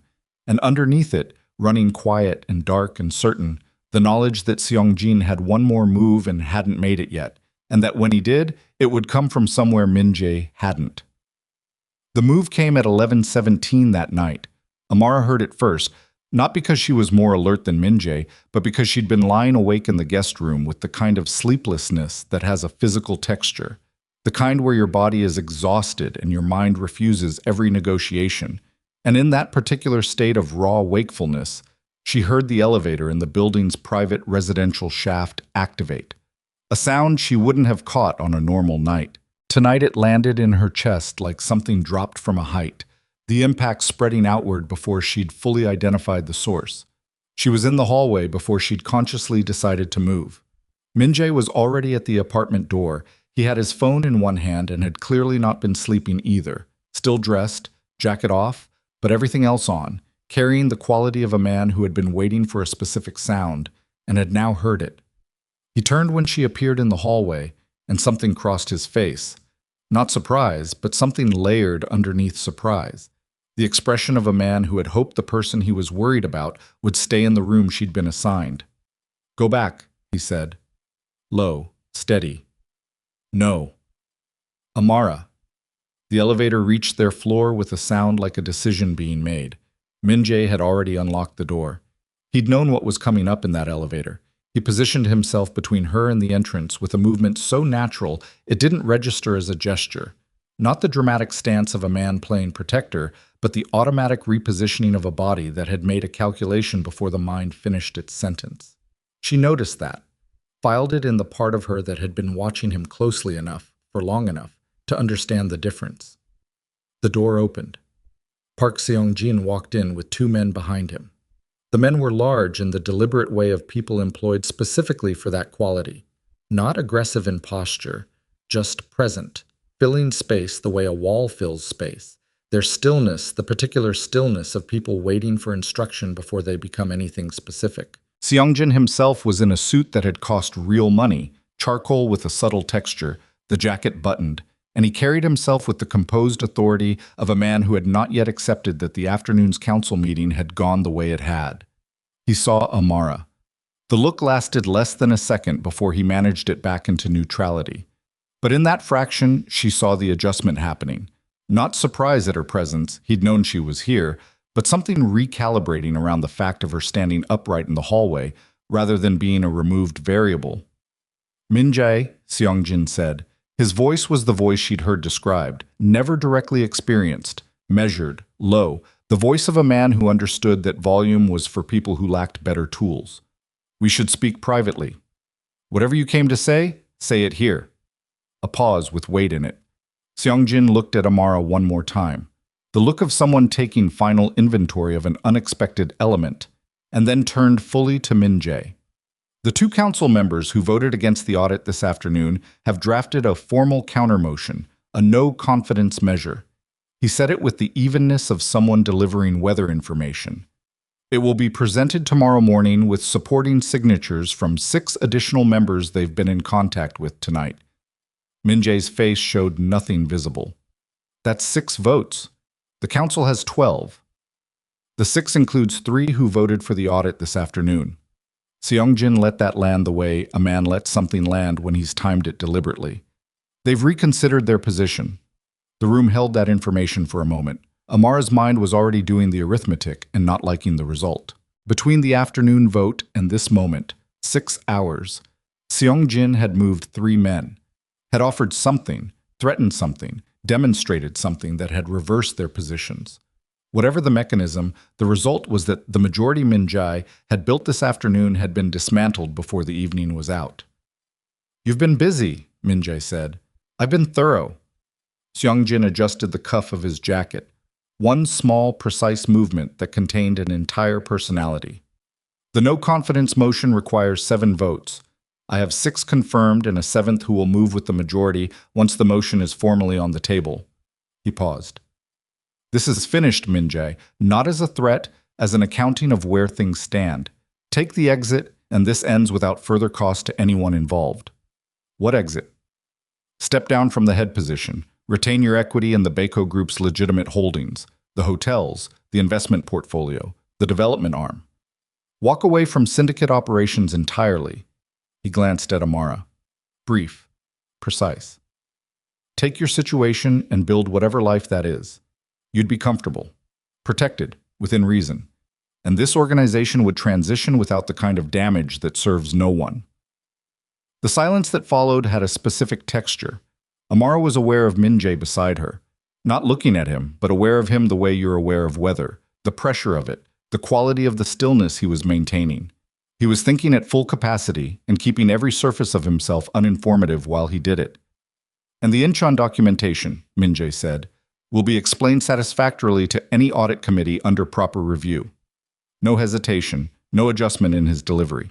He'd built that explanation months ago, probably, and rehearsed it to the point where it came out sounding like the obvious truth.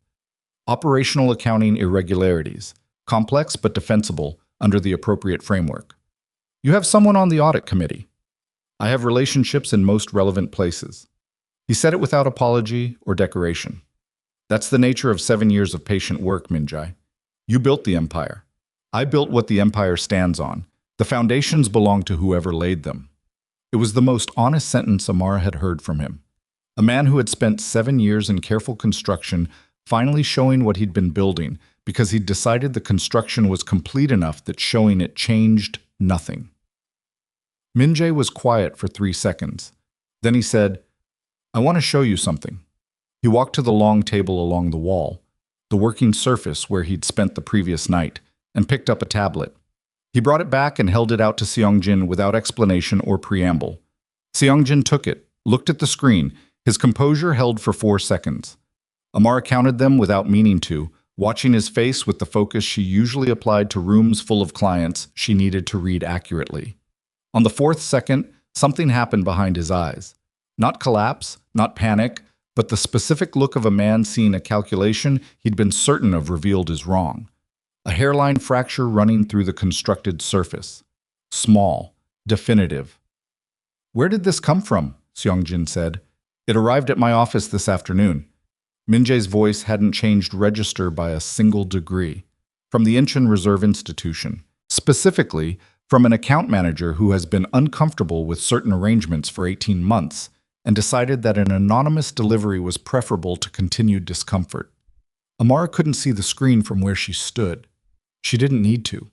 She could read its contents in the quality of Seong-jin's face and the way his grip on the tablet had changed. Not tighter, but more deliberate, the grip of someone holding something they wish they weren't holding. That's the complete reserve account documentation, Min-jae said. Not the summary I presented to the council this afternoon.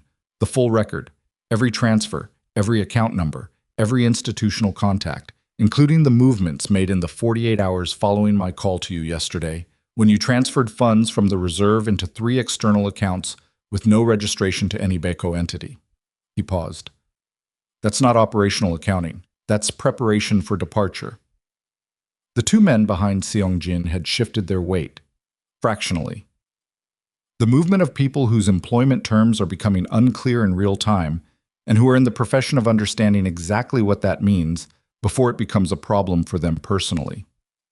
The 7 council votes, Seong-jin said, his voice still controlled. The control costing more now, the way controlled things cost more when the pressure underneath them builds. I have confirmation from, you had 3 of them confirmed for approximately 6 hours, Min-jae said, before those 3 men received the same documentation you're holding roughly 40 minutes ago. He held Seong-jin's gaze without blinking. I've been thorough too. The silence that followed was the silence of a structure after it fails, not the moment of collapse itself, but the settling. The new shape of things becoming apparent. The dust. Seong-jin lowered the tablet. He looked at it for a moment with an expression that was almost meditative. A man doing a final assessment of a position and finding the ledger doesn't balance. Then he set it on the nearest surface with a precision that was completely habitual. A man who had done everything with exactness for so long that the habit held even now, even here, even in this. He looked at Amara. The look was long, specific, not threatening and not warm, analytical. The look of a man trying to locate his error in a calculation he'd run many times and believed he'd gotten right. You, he said. Not to Min-jae, to her. She held his gaze and said nothing. I built the leverage around you because I believed you were the clean weakness, he said. A foreign national. Legitimate business, no knowledge of this world, no capacity to operate inside it. Something he'd have to choose between you or the organization. I ran the scenario 100 times. He paused. I didn't model for you being someone who reads financial transfer records at 2 in the morning and sees what they mean. Most people don't account for that, Amara said. Something crossed his face. Complex and brief. In a different life, in a different room, it might have been respect. It didn't last long enough to matter. This isn't concluded, he said. To Min-jae now. The audit takes time. Time is a resource whose distribution you may be overestimating. The audit motion passed this afternoon, Min-jae said. Tomorrow it will pass again with the complete documentation, including the external account transfers. The 2 members who voted against today will not vote against tomorrow when the full record is on the table. He paused. You should spend tonight finding competent legal counsel, Seong-jin. Whatever comes next, you'll want it. Seong-jin straightened. He buttoned the jacket button that hadn't come undone. Another habitual gesture, the small management of appearance that persists past the moment of its usefulness. He walked to the door. The 2 men moved with him. He stopped with one hand on the frame, not turning fully. You built something worth taking, he said. His voice had shed its operational quality. What was underneath it was older and less managed. I want you to understand that. What I did was about what you built, not what you failed to build. He paused. That matters to me. I don't know why, but it does. Min-jae said nothing for a moment, then quietly, closed the door. He did. The apartment settled back into its own silence. The kind that comes after something large and pressurized has been in a room and then left. The air needing a moment to redistribute. Amara realized she'd been holding a single posture for the entire duration. Shoulders level, weight even, spine straight. The posture of someone refusing to be a diminished thing in a room where diminishment would be noticed and used. She let it go. Let her shoulders drop, let the breath out that had been at half depth for the past 30 minutes come all the way out. The sound of it in the quiet room was more revealing than she intended. Min-jae turned. He looked at her with the assessment of someone checking whether a person is actually all right rather than managing the question. His eyes moved over her face with the focused attention of a man who had learned to read rooms and people and situations for survival and was now applying that skill to something that mattered to him personally. You're okay, he said. Not entirely a question. Yes. She looked at him. Are you? He didn't answer immediately. He moved to the long table and sat down in the chair with the deliberateness of a man whose body has been reliable under sustained demand and is now submitting a reasonable request for acknowledgement. He put his elbows on his knees. His hands hung loosely between them. He looked at the floor. He was with me for 7 years, Min-jae said. Every significant decision I made in the last 7 years passed through his counsel at some point. I trusted his read on people, on situations, on the organization's vulnerabilities. 7 years. He was quiet for a moment. And I didn't see it. She crossed the room, sat in the chair beside him, not across, beside. Close enough that the heat of him was perceptible. Close enough that if either of them moved slightly, they'd be touching. You found it, she said. Late. Before it was too late. That's the only version of late that matters. He looked at her. The exhaustion was showing on him now that the adrenaline had completed its work, and there was nothing left requiring him to be something other than what he was, tired and still slightly coiled, and relieved in a way he didn't have the vocabulary for and wasn't trying to perform. You were right about the Inchin pattern. At 2 in the morning, sitting at that table, you saw it faster than I did. I had fresh eyes. You'd been looking at those records for years without knowing what you were looking for.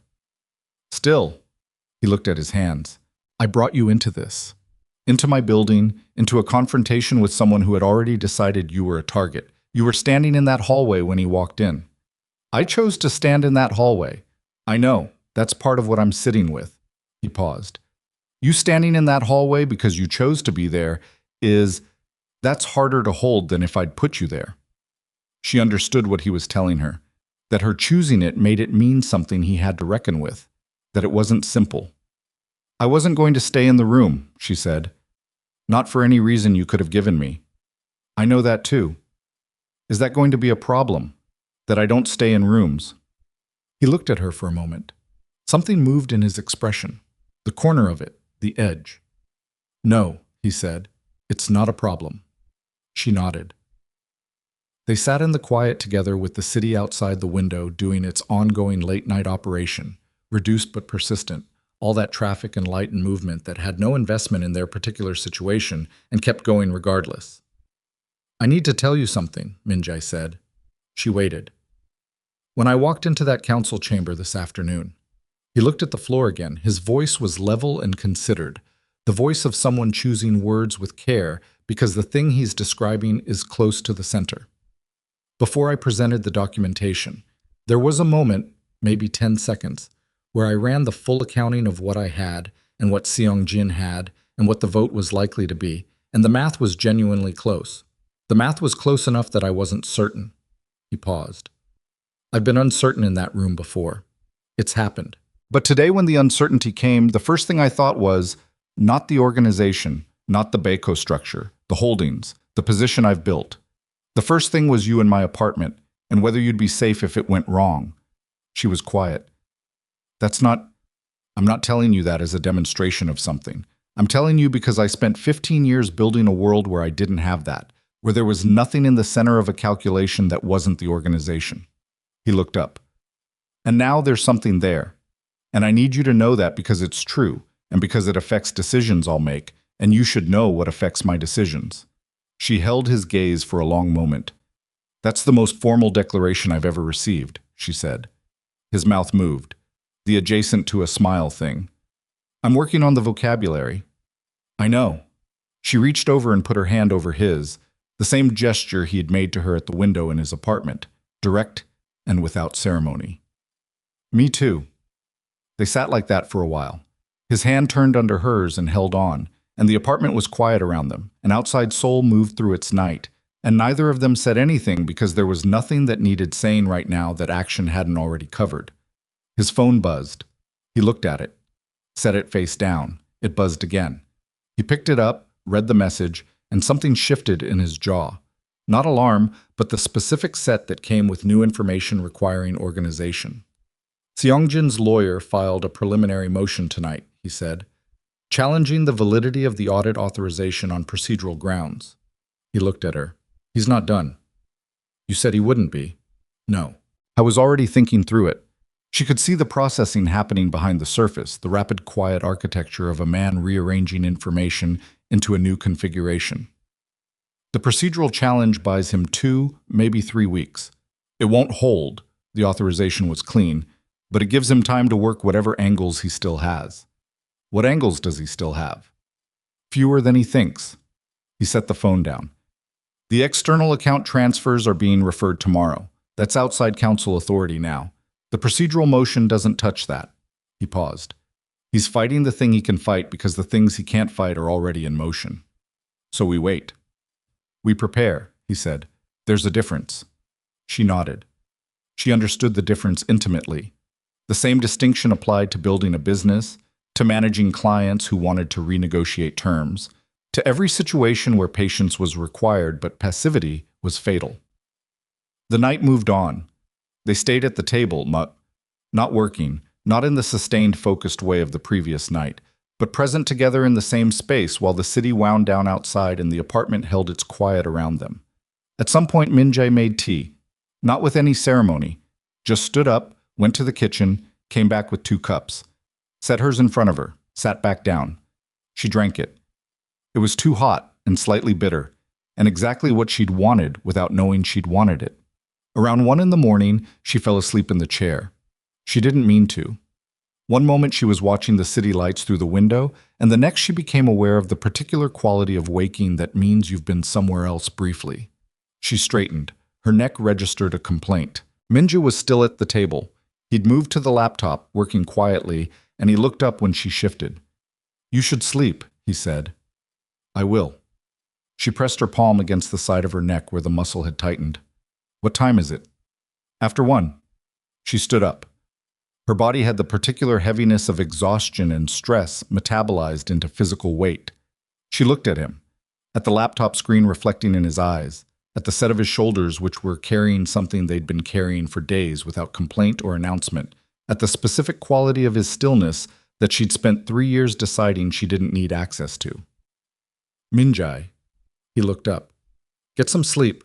Whatever comes tomorrow, you'll meet it better from 4 hours than from none. He held her gaze for a moment, the assessment in his eyes again. Then, with the deliberateness of a man overriding a deeply ingrained operating mode, he closed the laptop. She went to the guest room, lay down on the bed, pulled the blanket over herself without changing clothes, and lay in the dark with the city outside the window and the sound of the apartment around her and Min-jae in the next room, and she fell asleep faster than she would have believed possible. The council meeting the following morning lasted 4.5 hours. Amara wasn't there. She was in Min-jae's apartment with Sora, who arrived at 8 carrying food from a restaurant she'd clearly called at 7 to arrange, moving through the door with the specific energy of someone who had decided to be useful rather than emotional and was applying that decision with full force. She set the food on the table, looked at Amara, said, "Eat first." Amara ate. Then she told Sora everything.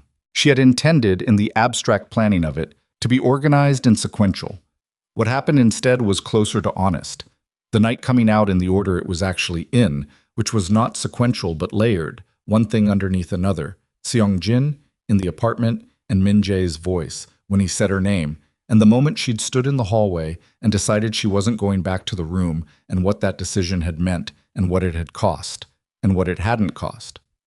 Sora listened. She was extraordinarily good at listening. It was one of the things Amara had always loved about her, the completeness of her attention, the way she gave you the full room of her focus and didn't reach for her phone or offer the conclusion before you'd arrived at it yourself. When Amara finished, Sora was quiet for a moment. Then she said, "Were you scared?" When Seong-jin was in the apartment. Yes. Specifically, what kind of scared? Amara thought about it. She owed Sora the honest version, scared that something would happen to Min-jae, more than scared for myself. She paused. That was clarifying, in the way that scary things are sometimes clarifying. Sora nodded slowly. And you stayed in the hallway? Yes. That's the difference, Sora said, between the version of you who left the rooftop 3 years ago and the version of you who was standing in that hallway last night. She wasn't celebrating it, just stating it, the way you state a fact that matters. You stayed. Amara looked at the table, at the food she'd eaten, at her own hands. I've been making choices based on fear for a long time, she said, and calling it good judgment. I know. Did you know? 3 years ago? Sora was quiet for a moment. I knew something was wrong. I didn't know the shape of it. She turned her cup between her hands. I want to tell you something, and I need you to let me say it without you apologizing before I finish. Okay. I was angry at you after Jeju, in the kitchen, when you told me about the pregnancy. She looked up. Not primarily because of Min-jae, because you disappeared for 3 years and let me accommodate that disappearance without ever knowing why. And I let you because pushing felt like demanding something from you that wasn't mine to demand, and that felt like respect. She paused. It wasn't respect. It was me being afraid of the conversation too. So we were both avoiding the same thing from opposite directions for 3 years, and the cost of that was, it was high, for both of you. And I was part of how the cost got that high. Amara was quiet. I'm sorry for my part in it, Sora said. Not the whole of it. That's yours to own, and Min-jae has his portion. But my portion is real, and I'm naming it. Sora, I said don't apologize before I finish. I'm not apologizing. I'm saying I love you, and that you didn't owe me a different choice than the one you made. Sora looked at her for a moment. Her eyes had the particular brightness of someone managing something close to the surface. You've been in my life for 11 years, she said. You've been at every table that mattered. And when you left, there was a shape of you missing from things. And I got used to the shape being missing, and I shouldn't have let myself get used to it. She straightened, pressed her fingers briefly against her eyes. Okay, That's done. Tell me about my brother." And Amara told her about her brother. Not the version from the outline of events, the actual version. Min-jae at the kitchen table at 2 in the morning, with his sleeves rolled up and the full weight of 7 years of misplaced trust in his expression. Min-jae, in the council chamber, as described to her later by one of the members who had voted for the audit, who had told her that he had walked into a room where the numbers were against him and presented facts with the patient certainty of someone who understood that truth has a weight of its own if you place it correctly. Min-jae in the apartment when Seong-jin left, sitting with his elbows on his knees and saying, "I didn't see it," in a voice that had the specific texture of a man examining a failure he owns. Sora listened to all of it. When Amara finished, Sora sat for a long moment with her cup. "He's been alone for a very long time," she said finally. "In the specific way. Not without people, he's never without people, but alone in the center. Since before Baeko, since before the organization was what it is now. Since we were kids, if I'm honest." She looked at Amara. "He picked you from a roof terrace 3 years ago and kept picking you even when you weren't available to be picked. That's not a small thing for someone who learned early that picking things meant losing them." Amara's throat tightened. She worked around it. "He's going to need someone who understands what they're choosing," Sora said. "Not someone who's made peace with it, someone who actually understands it, the parts that are difficult, the parts that don't simplify." She paused. "Are you that person?" "I think I am," Amara said. "I'm not certain. I don't think certainty is available for this, but I think I am." Sora nodded. "Good." She pushed a container across the table. "Eat more. You look like you haven't properly eaten since Jeju." Min-jae called at 1:22 in the afternoon. Amara picked up before the second ring. Across the table, Sora went still. "Tell me," Amara said. 9-3. His voice was steady with the specific steadiness of a man on the far side of something sustained. The audit motion passed with the complete documentation. Seong-jin's operational authority is suspended effective immediately pending the full investigation. A pause. "The external account transfers have been referred. It's out of council jurisdiction now." She let out a breath, long and slow. "Is it done?" "The immediate crisis is done. What comes after the audit, the formal proceedings, whatever results from the referral, that takes time. Months, probably. But the organization holds." Another pause. "He doesn't have a path back in. And you?" "I'm still standing." Quiet. Then with a shift in register so slight she almost missed it. "I want to come home." The word. Home. Said without apparent awareness that he'd used it. She looked at Sora, who was watching her face and reading it accurately, and had the grace not to react visibly. "Come home," Amara said. He was there in 40 minutes.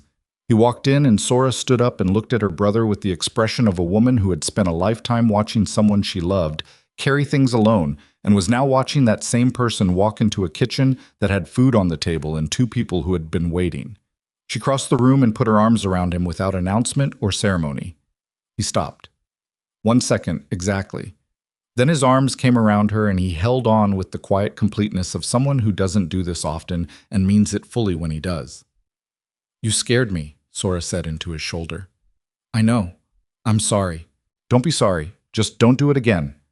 "I'll try." She pulled back and looked at his face with the specific and unsentimental assessment of someone who has known a person since childhood and does not require them to perform recovery. "You look terrible," she said. "Thank you. Eat something." He sat down. He ate. And the 3 of them sat in the kitchen with the afternoon light coming through the windows at the angle that belonged to that hour. Not the exhausted gold of the previous evenings, but something cleaner, more direct, light that had no agenda beyond illumination, and talked about things that had nothing to do with councils or audits or 7 years of careful betrayal. Sora described the restaurant in Mapo district she'd been trying to get reservations at for 3 months and had finally secured for the following week. Min-jae asked one question about the menu and then listened with the focused attention he gave everything, which in this context, applied to the topic of a restaurant, was quietly funny. Amara told them about a client in Busan who had commissioned a complete interior redesign and then, upon seeing the initial concepts, had said they were exactly what she wanted before immediately describing something entirely different, which was a category of client Amara had named internally as the certain uncertain. Min-jae asked what she did with the certain uncertain. Patience and documentation, she said. You document what they asked for in writing at every stage, and then when they say you gave them something different, you show them the record. He looked at her. That's also how you run an organization. Most things that require managing people work the same way, she said. The specific terminology is different. Sora looked between them with the expression of someone watching something she'd been hoping to see for a long time and had the sense not to comment on. When Sora left, she held Amara at the door for a long time. Not the brief goodbye of people who'll see each other soon. The duration of something being confirmed between two people who have been through something real together and know it. I love you, Sora said. Even the versions of you that make everything harder. I love you too, Amara said. Even when you show up at my apartment in rainstorms. Especially then, Sora said. That was my best work. She left. Her footsteps went down the hallway and the elevator took her down, and the apartment was quiet. Amara found Min-jae at the window. He was standing with his jacket finally off, draped over the back of a chair, looking at Seoul in the late afternoon. The city below was doing its ordinary operation, traffic and movement, and the particular density of a place that contains millions of individual situations and considers none of them specifically. She came and stood beside him. The quiet between them was not loaded. It was the quiet of the other kind, the kind that comes after everything important has been said and the air has room in it again. I have to go back to New York, she said. I know. The firm needs me physically present. There are things that can't be managed remotely, decisions I've been deferring. She looked at the city. I have to tell Maya in person, my assistant. She needs to hear it from me directly. When? End of the week. I need 2 or 3 more days here. There's the sole client from the original trip who still needs the consultation, and I need to handle that properly. She paused. And I need a few more days here, not for work. He turned from the window, looked at her with the directness that she'd stopped trying to find a defense against. Yes, he said. After New York, she said, I need to come back. Not as a visitor, as someone figuring out what this looks like structurally, the work, the geography, what's possible to build between 2 cities. She looked at him. I'm not asking you to have it figured out. I'm telling you that I'm going to come back and we're going to figure it out. That's where I am. He was quiet for a moment. I've never... He stopped. Started again. I've never had someone who stated things that directly. Is that a problem? No. His mouth moved, the adjacent to a smile. It's a relief. She looked at him, at the exhaustion still showing at the edges of him, at the particular quality of a person who has been required to be entirely adequate to something very large and has been, and is now standing on the far side of it and not yet sure what to do with the relief of that.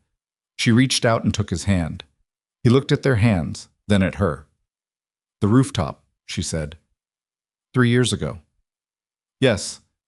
What would you have said if I hadn't changed the subject? He was quiet long enough that she thought he might not answer.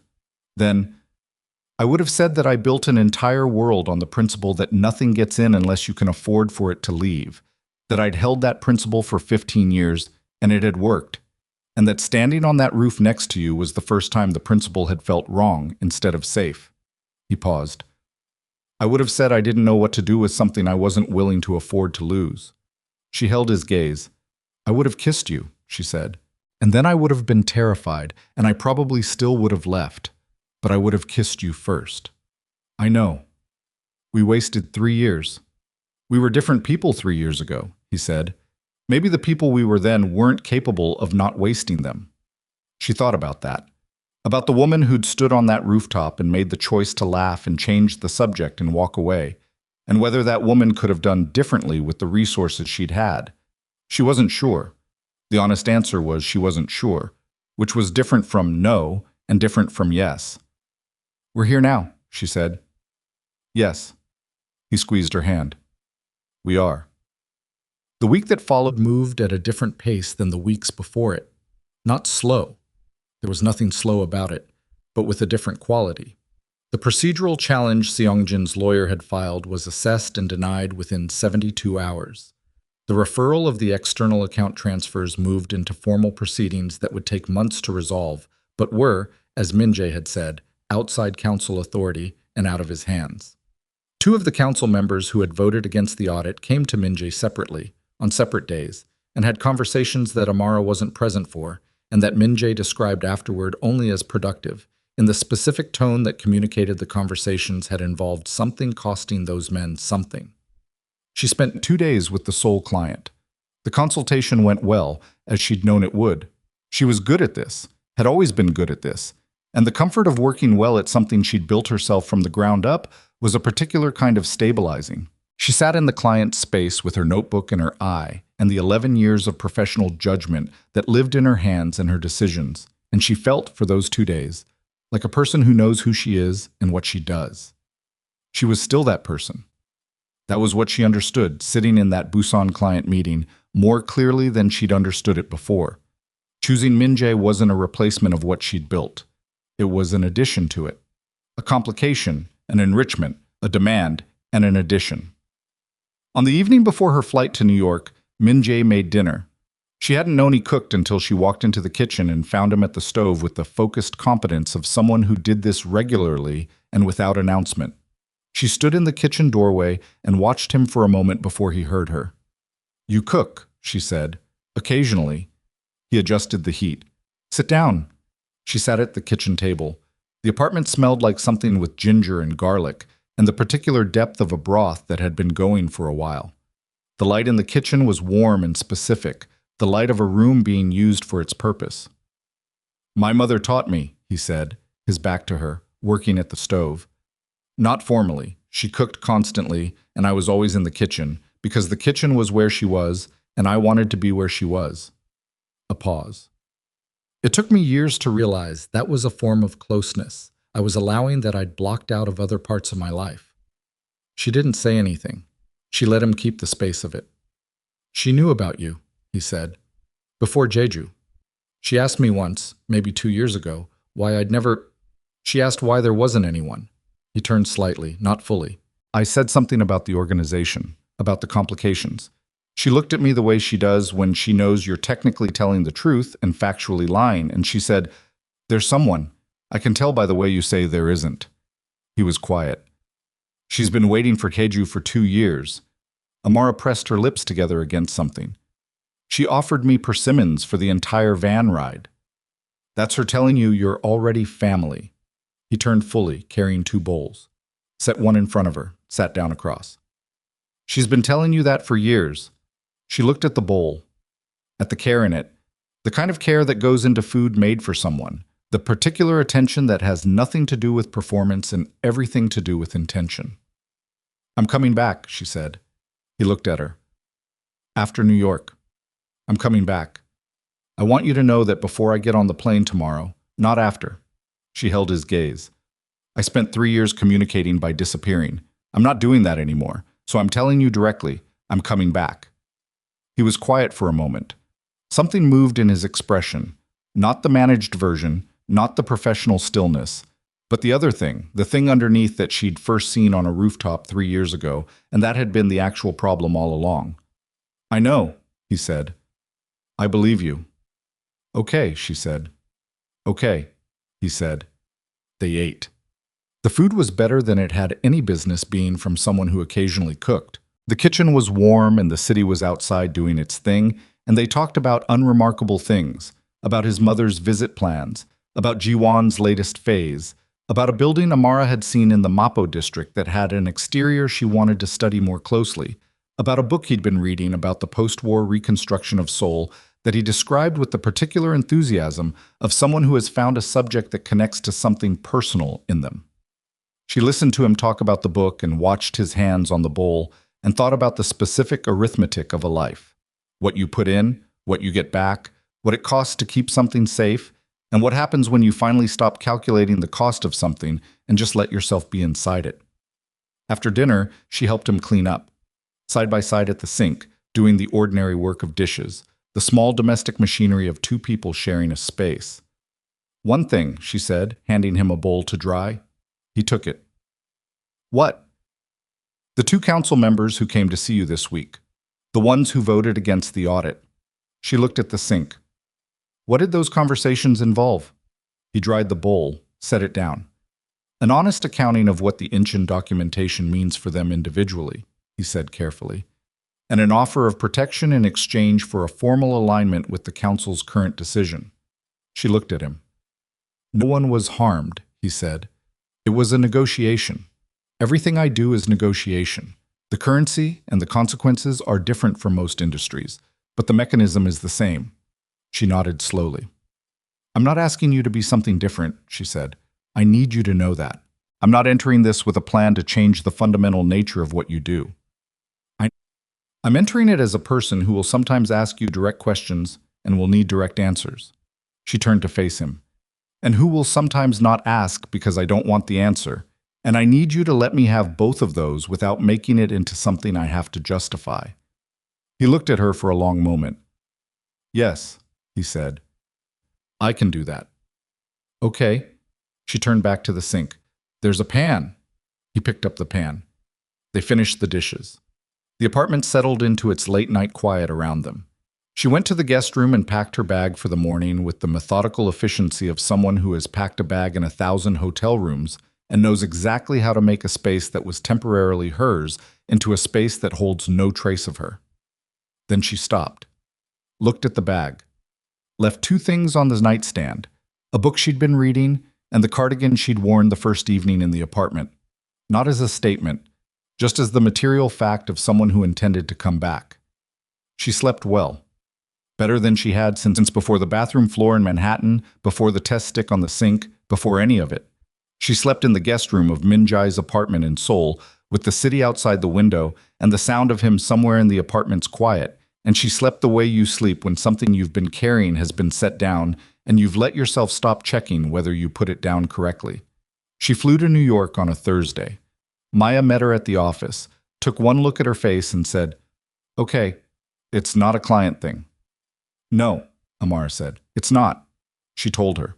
The relevant version, enough for Maya to understand what was happening and what it would require structurally, without the Bayako details, without the Seongjin nights, without the parts that were not Maya's to hold. A relationship. A pregnancy. Seoul is a significant part of her life going forward. The firm would need to change shape to accommodate that, and she intended to change it in a way that was good for the firm rather than simply extractable from it. Maya listened with the focused competence of a woman who had been her assistant for 4 years and had managed approximately every variety of crisis that Amara's professional life had generated. When Amara finished, Maya was quiet for a moment. "The senior director position you mentioned last year," she said. "The one you decided against because you said you didn't need another layer of management." "Yes." "You need it now." "Yes." "I have 3 candidates already." Maya picked up her notebook. "I made a list when you stopped sleeping in October." Amara looked at her. "You made a list in October." "I've been your assistant for 4 years. I know what your face looks like when something has fundamentally changed and you haven't addressed it yet." She opened the notebook. "The 3rd candidate is the strongest. She ran operations for a design firm in Chicago for 6 years and just relocated. Shall I reach out?" Amara sat down in her own chair in her own office and felt the specific quality of being known by someone who pays attention as one of the quiet dignities of having built something real over time. "Yes," she said. "Reach out." The restructuring took 6 weeks. It was not graceful. There were client conversations that required delicacy, contractual adjustments that required her lawyers, and 3 weeks of 18-hour days that she would not remember as enjoyable, but would remember as necessary and worth it. The senior director, whose name was Christine, and who was as capable as Maya's assessment had suggested, came on board in the 4th week and absorbed the operational load with the confidence of someone who had been doing this in slightly different configurations for a long time. Amara flew back to Seoul on a Tuesday.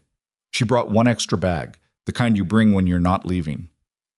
Min-jae was at the airport, not with ceremony, standing outside the arrivals area with his jacket on and his hands in his pockets and no manufactured expression, just there, which was the thing about him she'd understood somewhere in Jeju and had stopped arguing with. She came through the doors and saw him and walked straight to him, and he put his arm around her and they stood there for a moment in the arrivals hall with people moving around them and the airport doing its ongoing work. And it was not a movie moment and it was not a small moment. It was just real. How was the flight? He said. Long, she said. I'm hungry. My mother called this morning, he said, already moving toward the exit. She's coming next week. She wants to be here for the first appointment. She doesn't need to. I know she doesn't need to. He held the door. She wants to. There's a difference, and you should stop trying to manage the size of the welcome. She looked at him. When did you start being funny? I've always been funny, he said. You weren't paying attention. She walked through the door. The Seoul air hit her, cold and specific, the particular smell of the city that she'd been carrying in her memory for 6 weeks without realizing she was storing it. She breathed it in. Beside her, Min-jae put his hand in hers with the same matter-of-fact directness he applied to everything that mattered to him. She held on. The city moved around them. The life they were building moved forward, imperfect and specific and genuinely theirs, through the Seoul afternoon and into everything that came after, which was complicated and worthwhile and real in all the ways that things are real when you stop calculating the cost of them and simply let yourself be inside what you've chosen. And it was enough. Not perfect. Enough. Which is the only version of enough that means anything.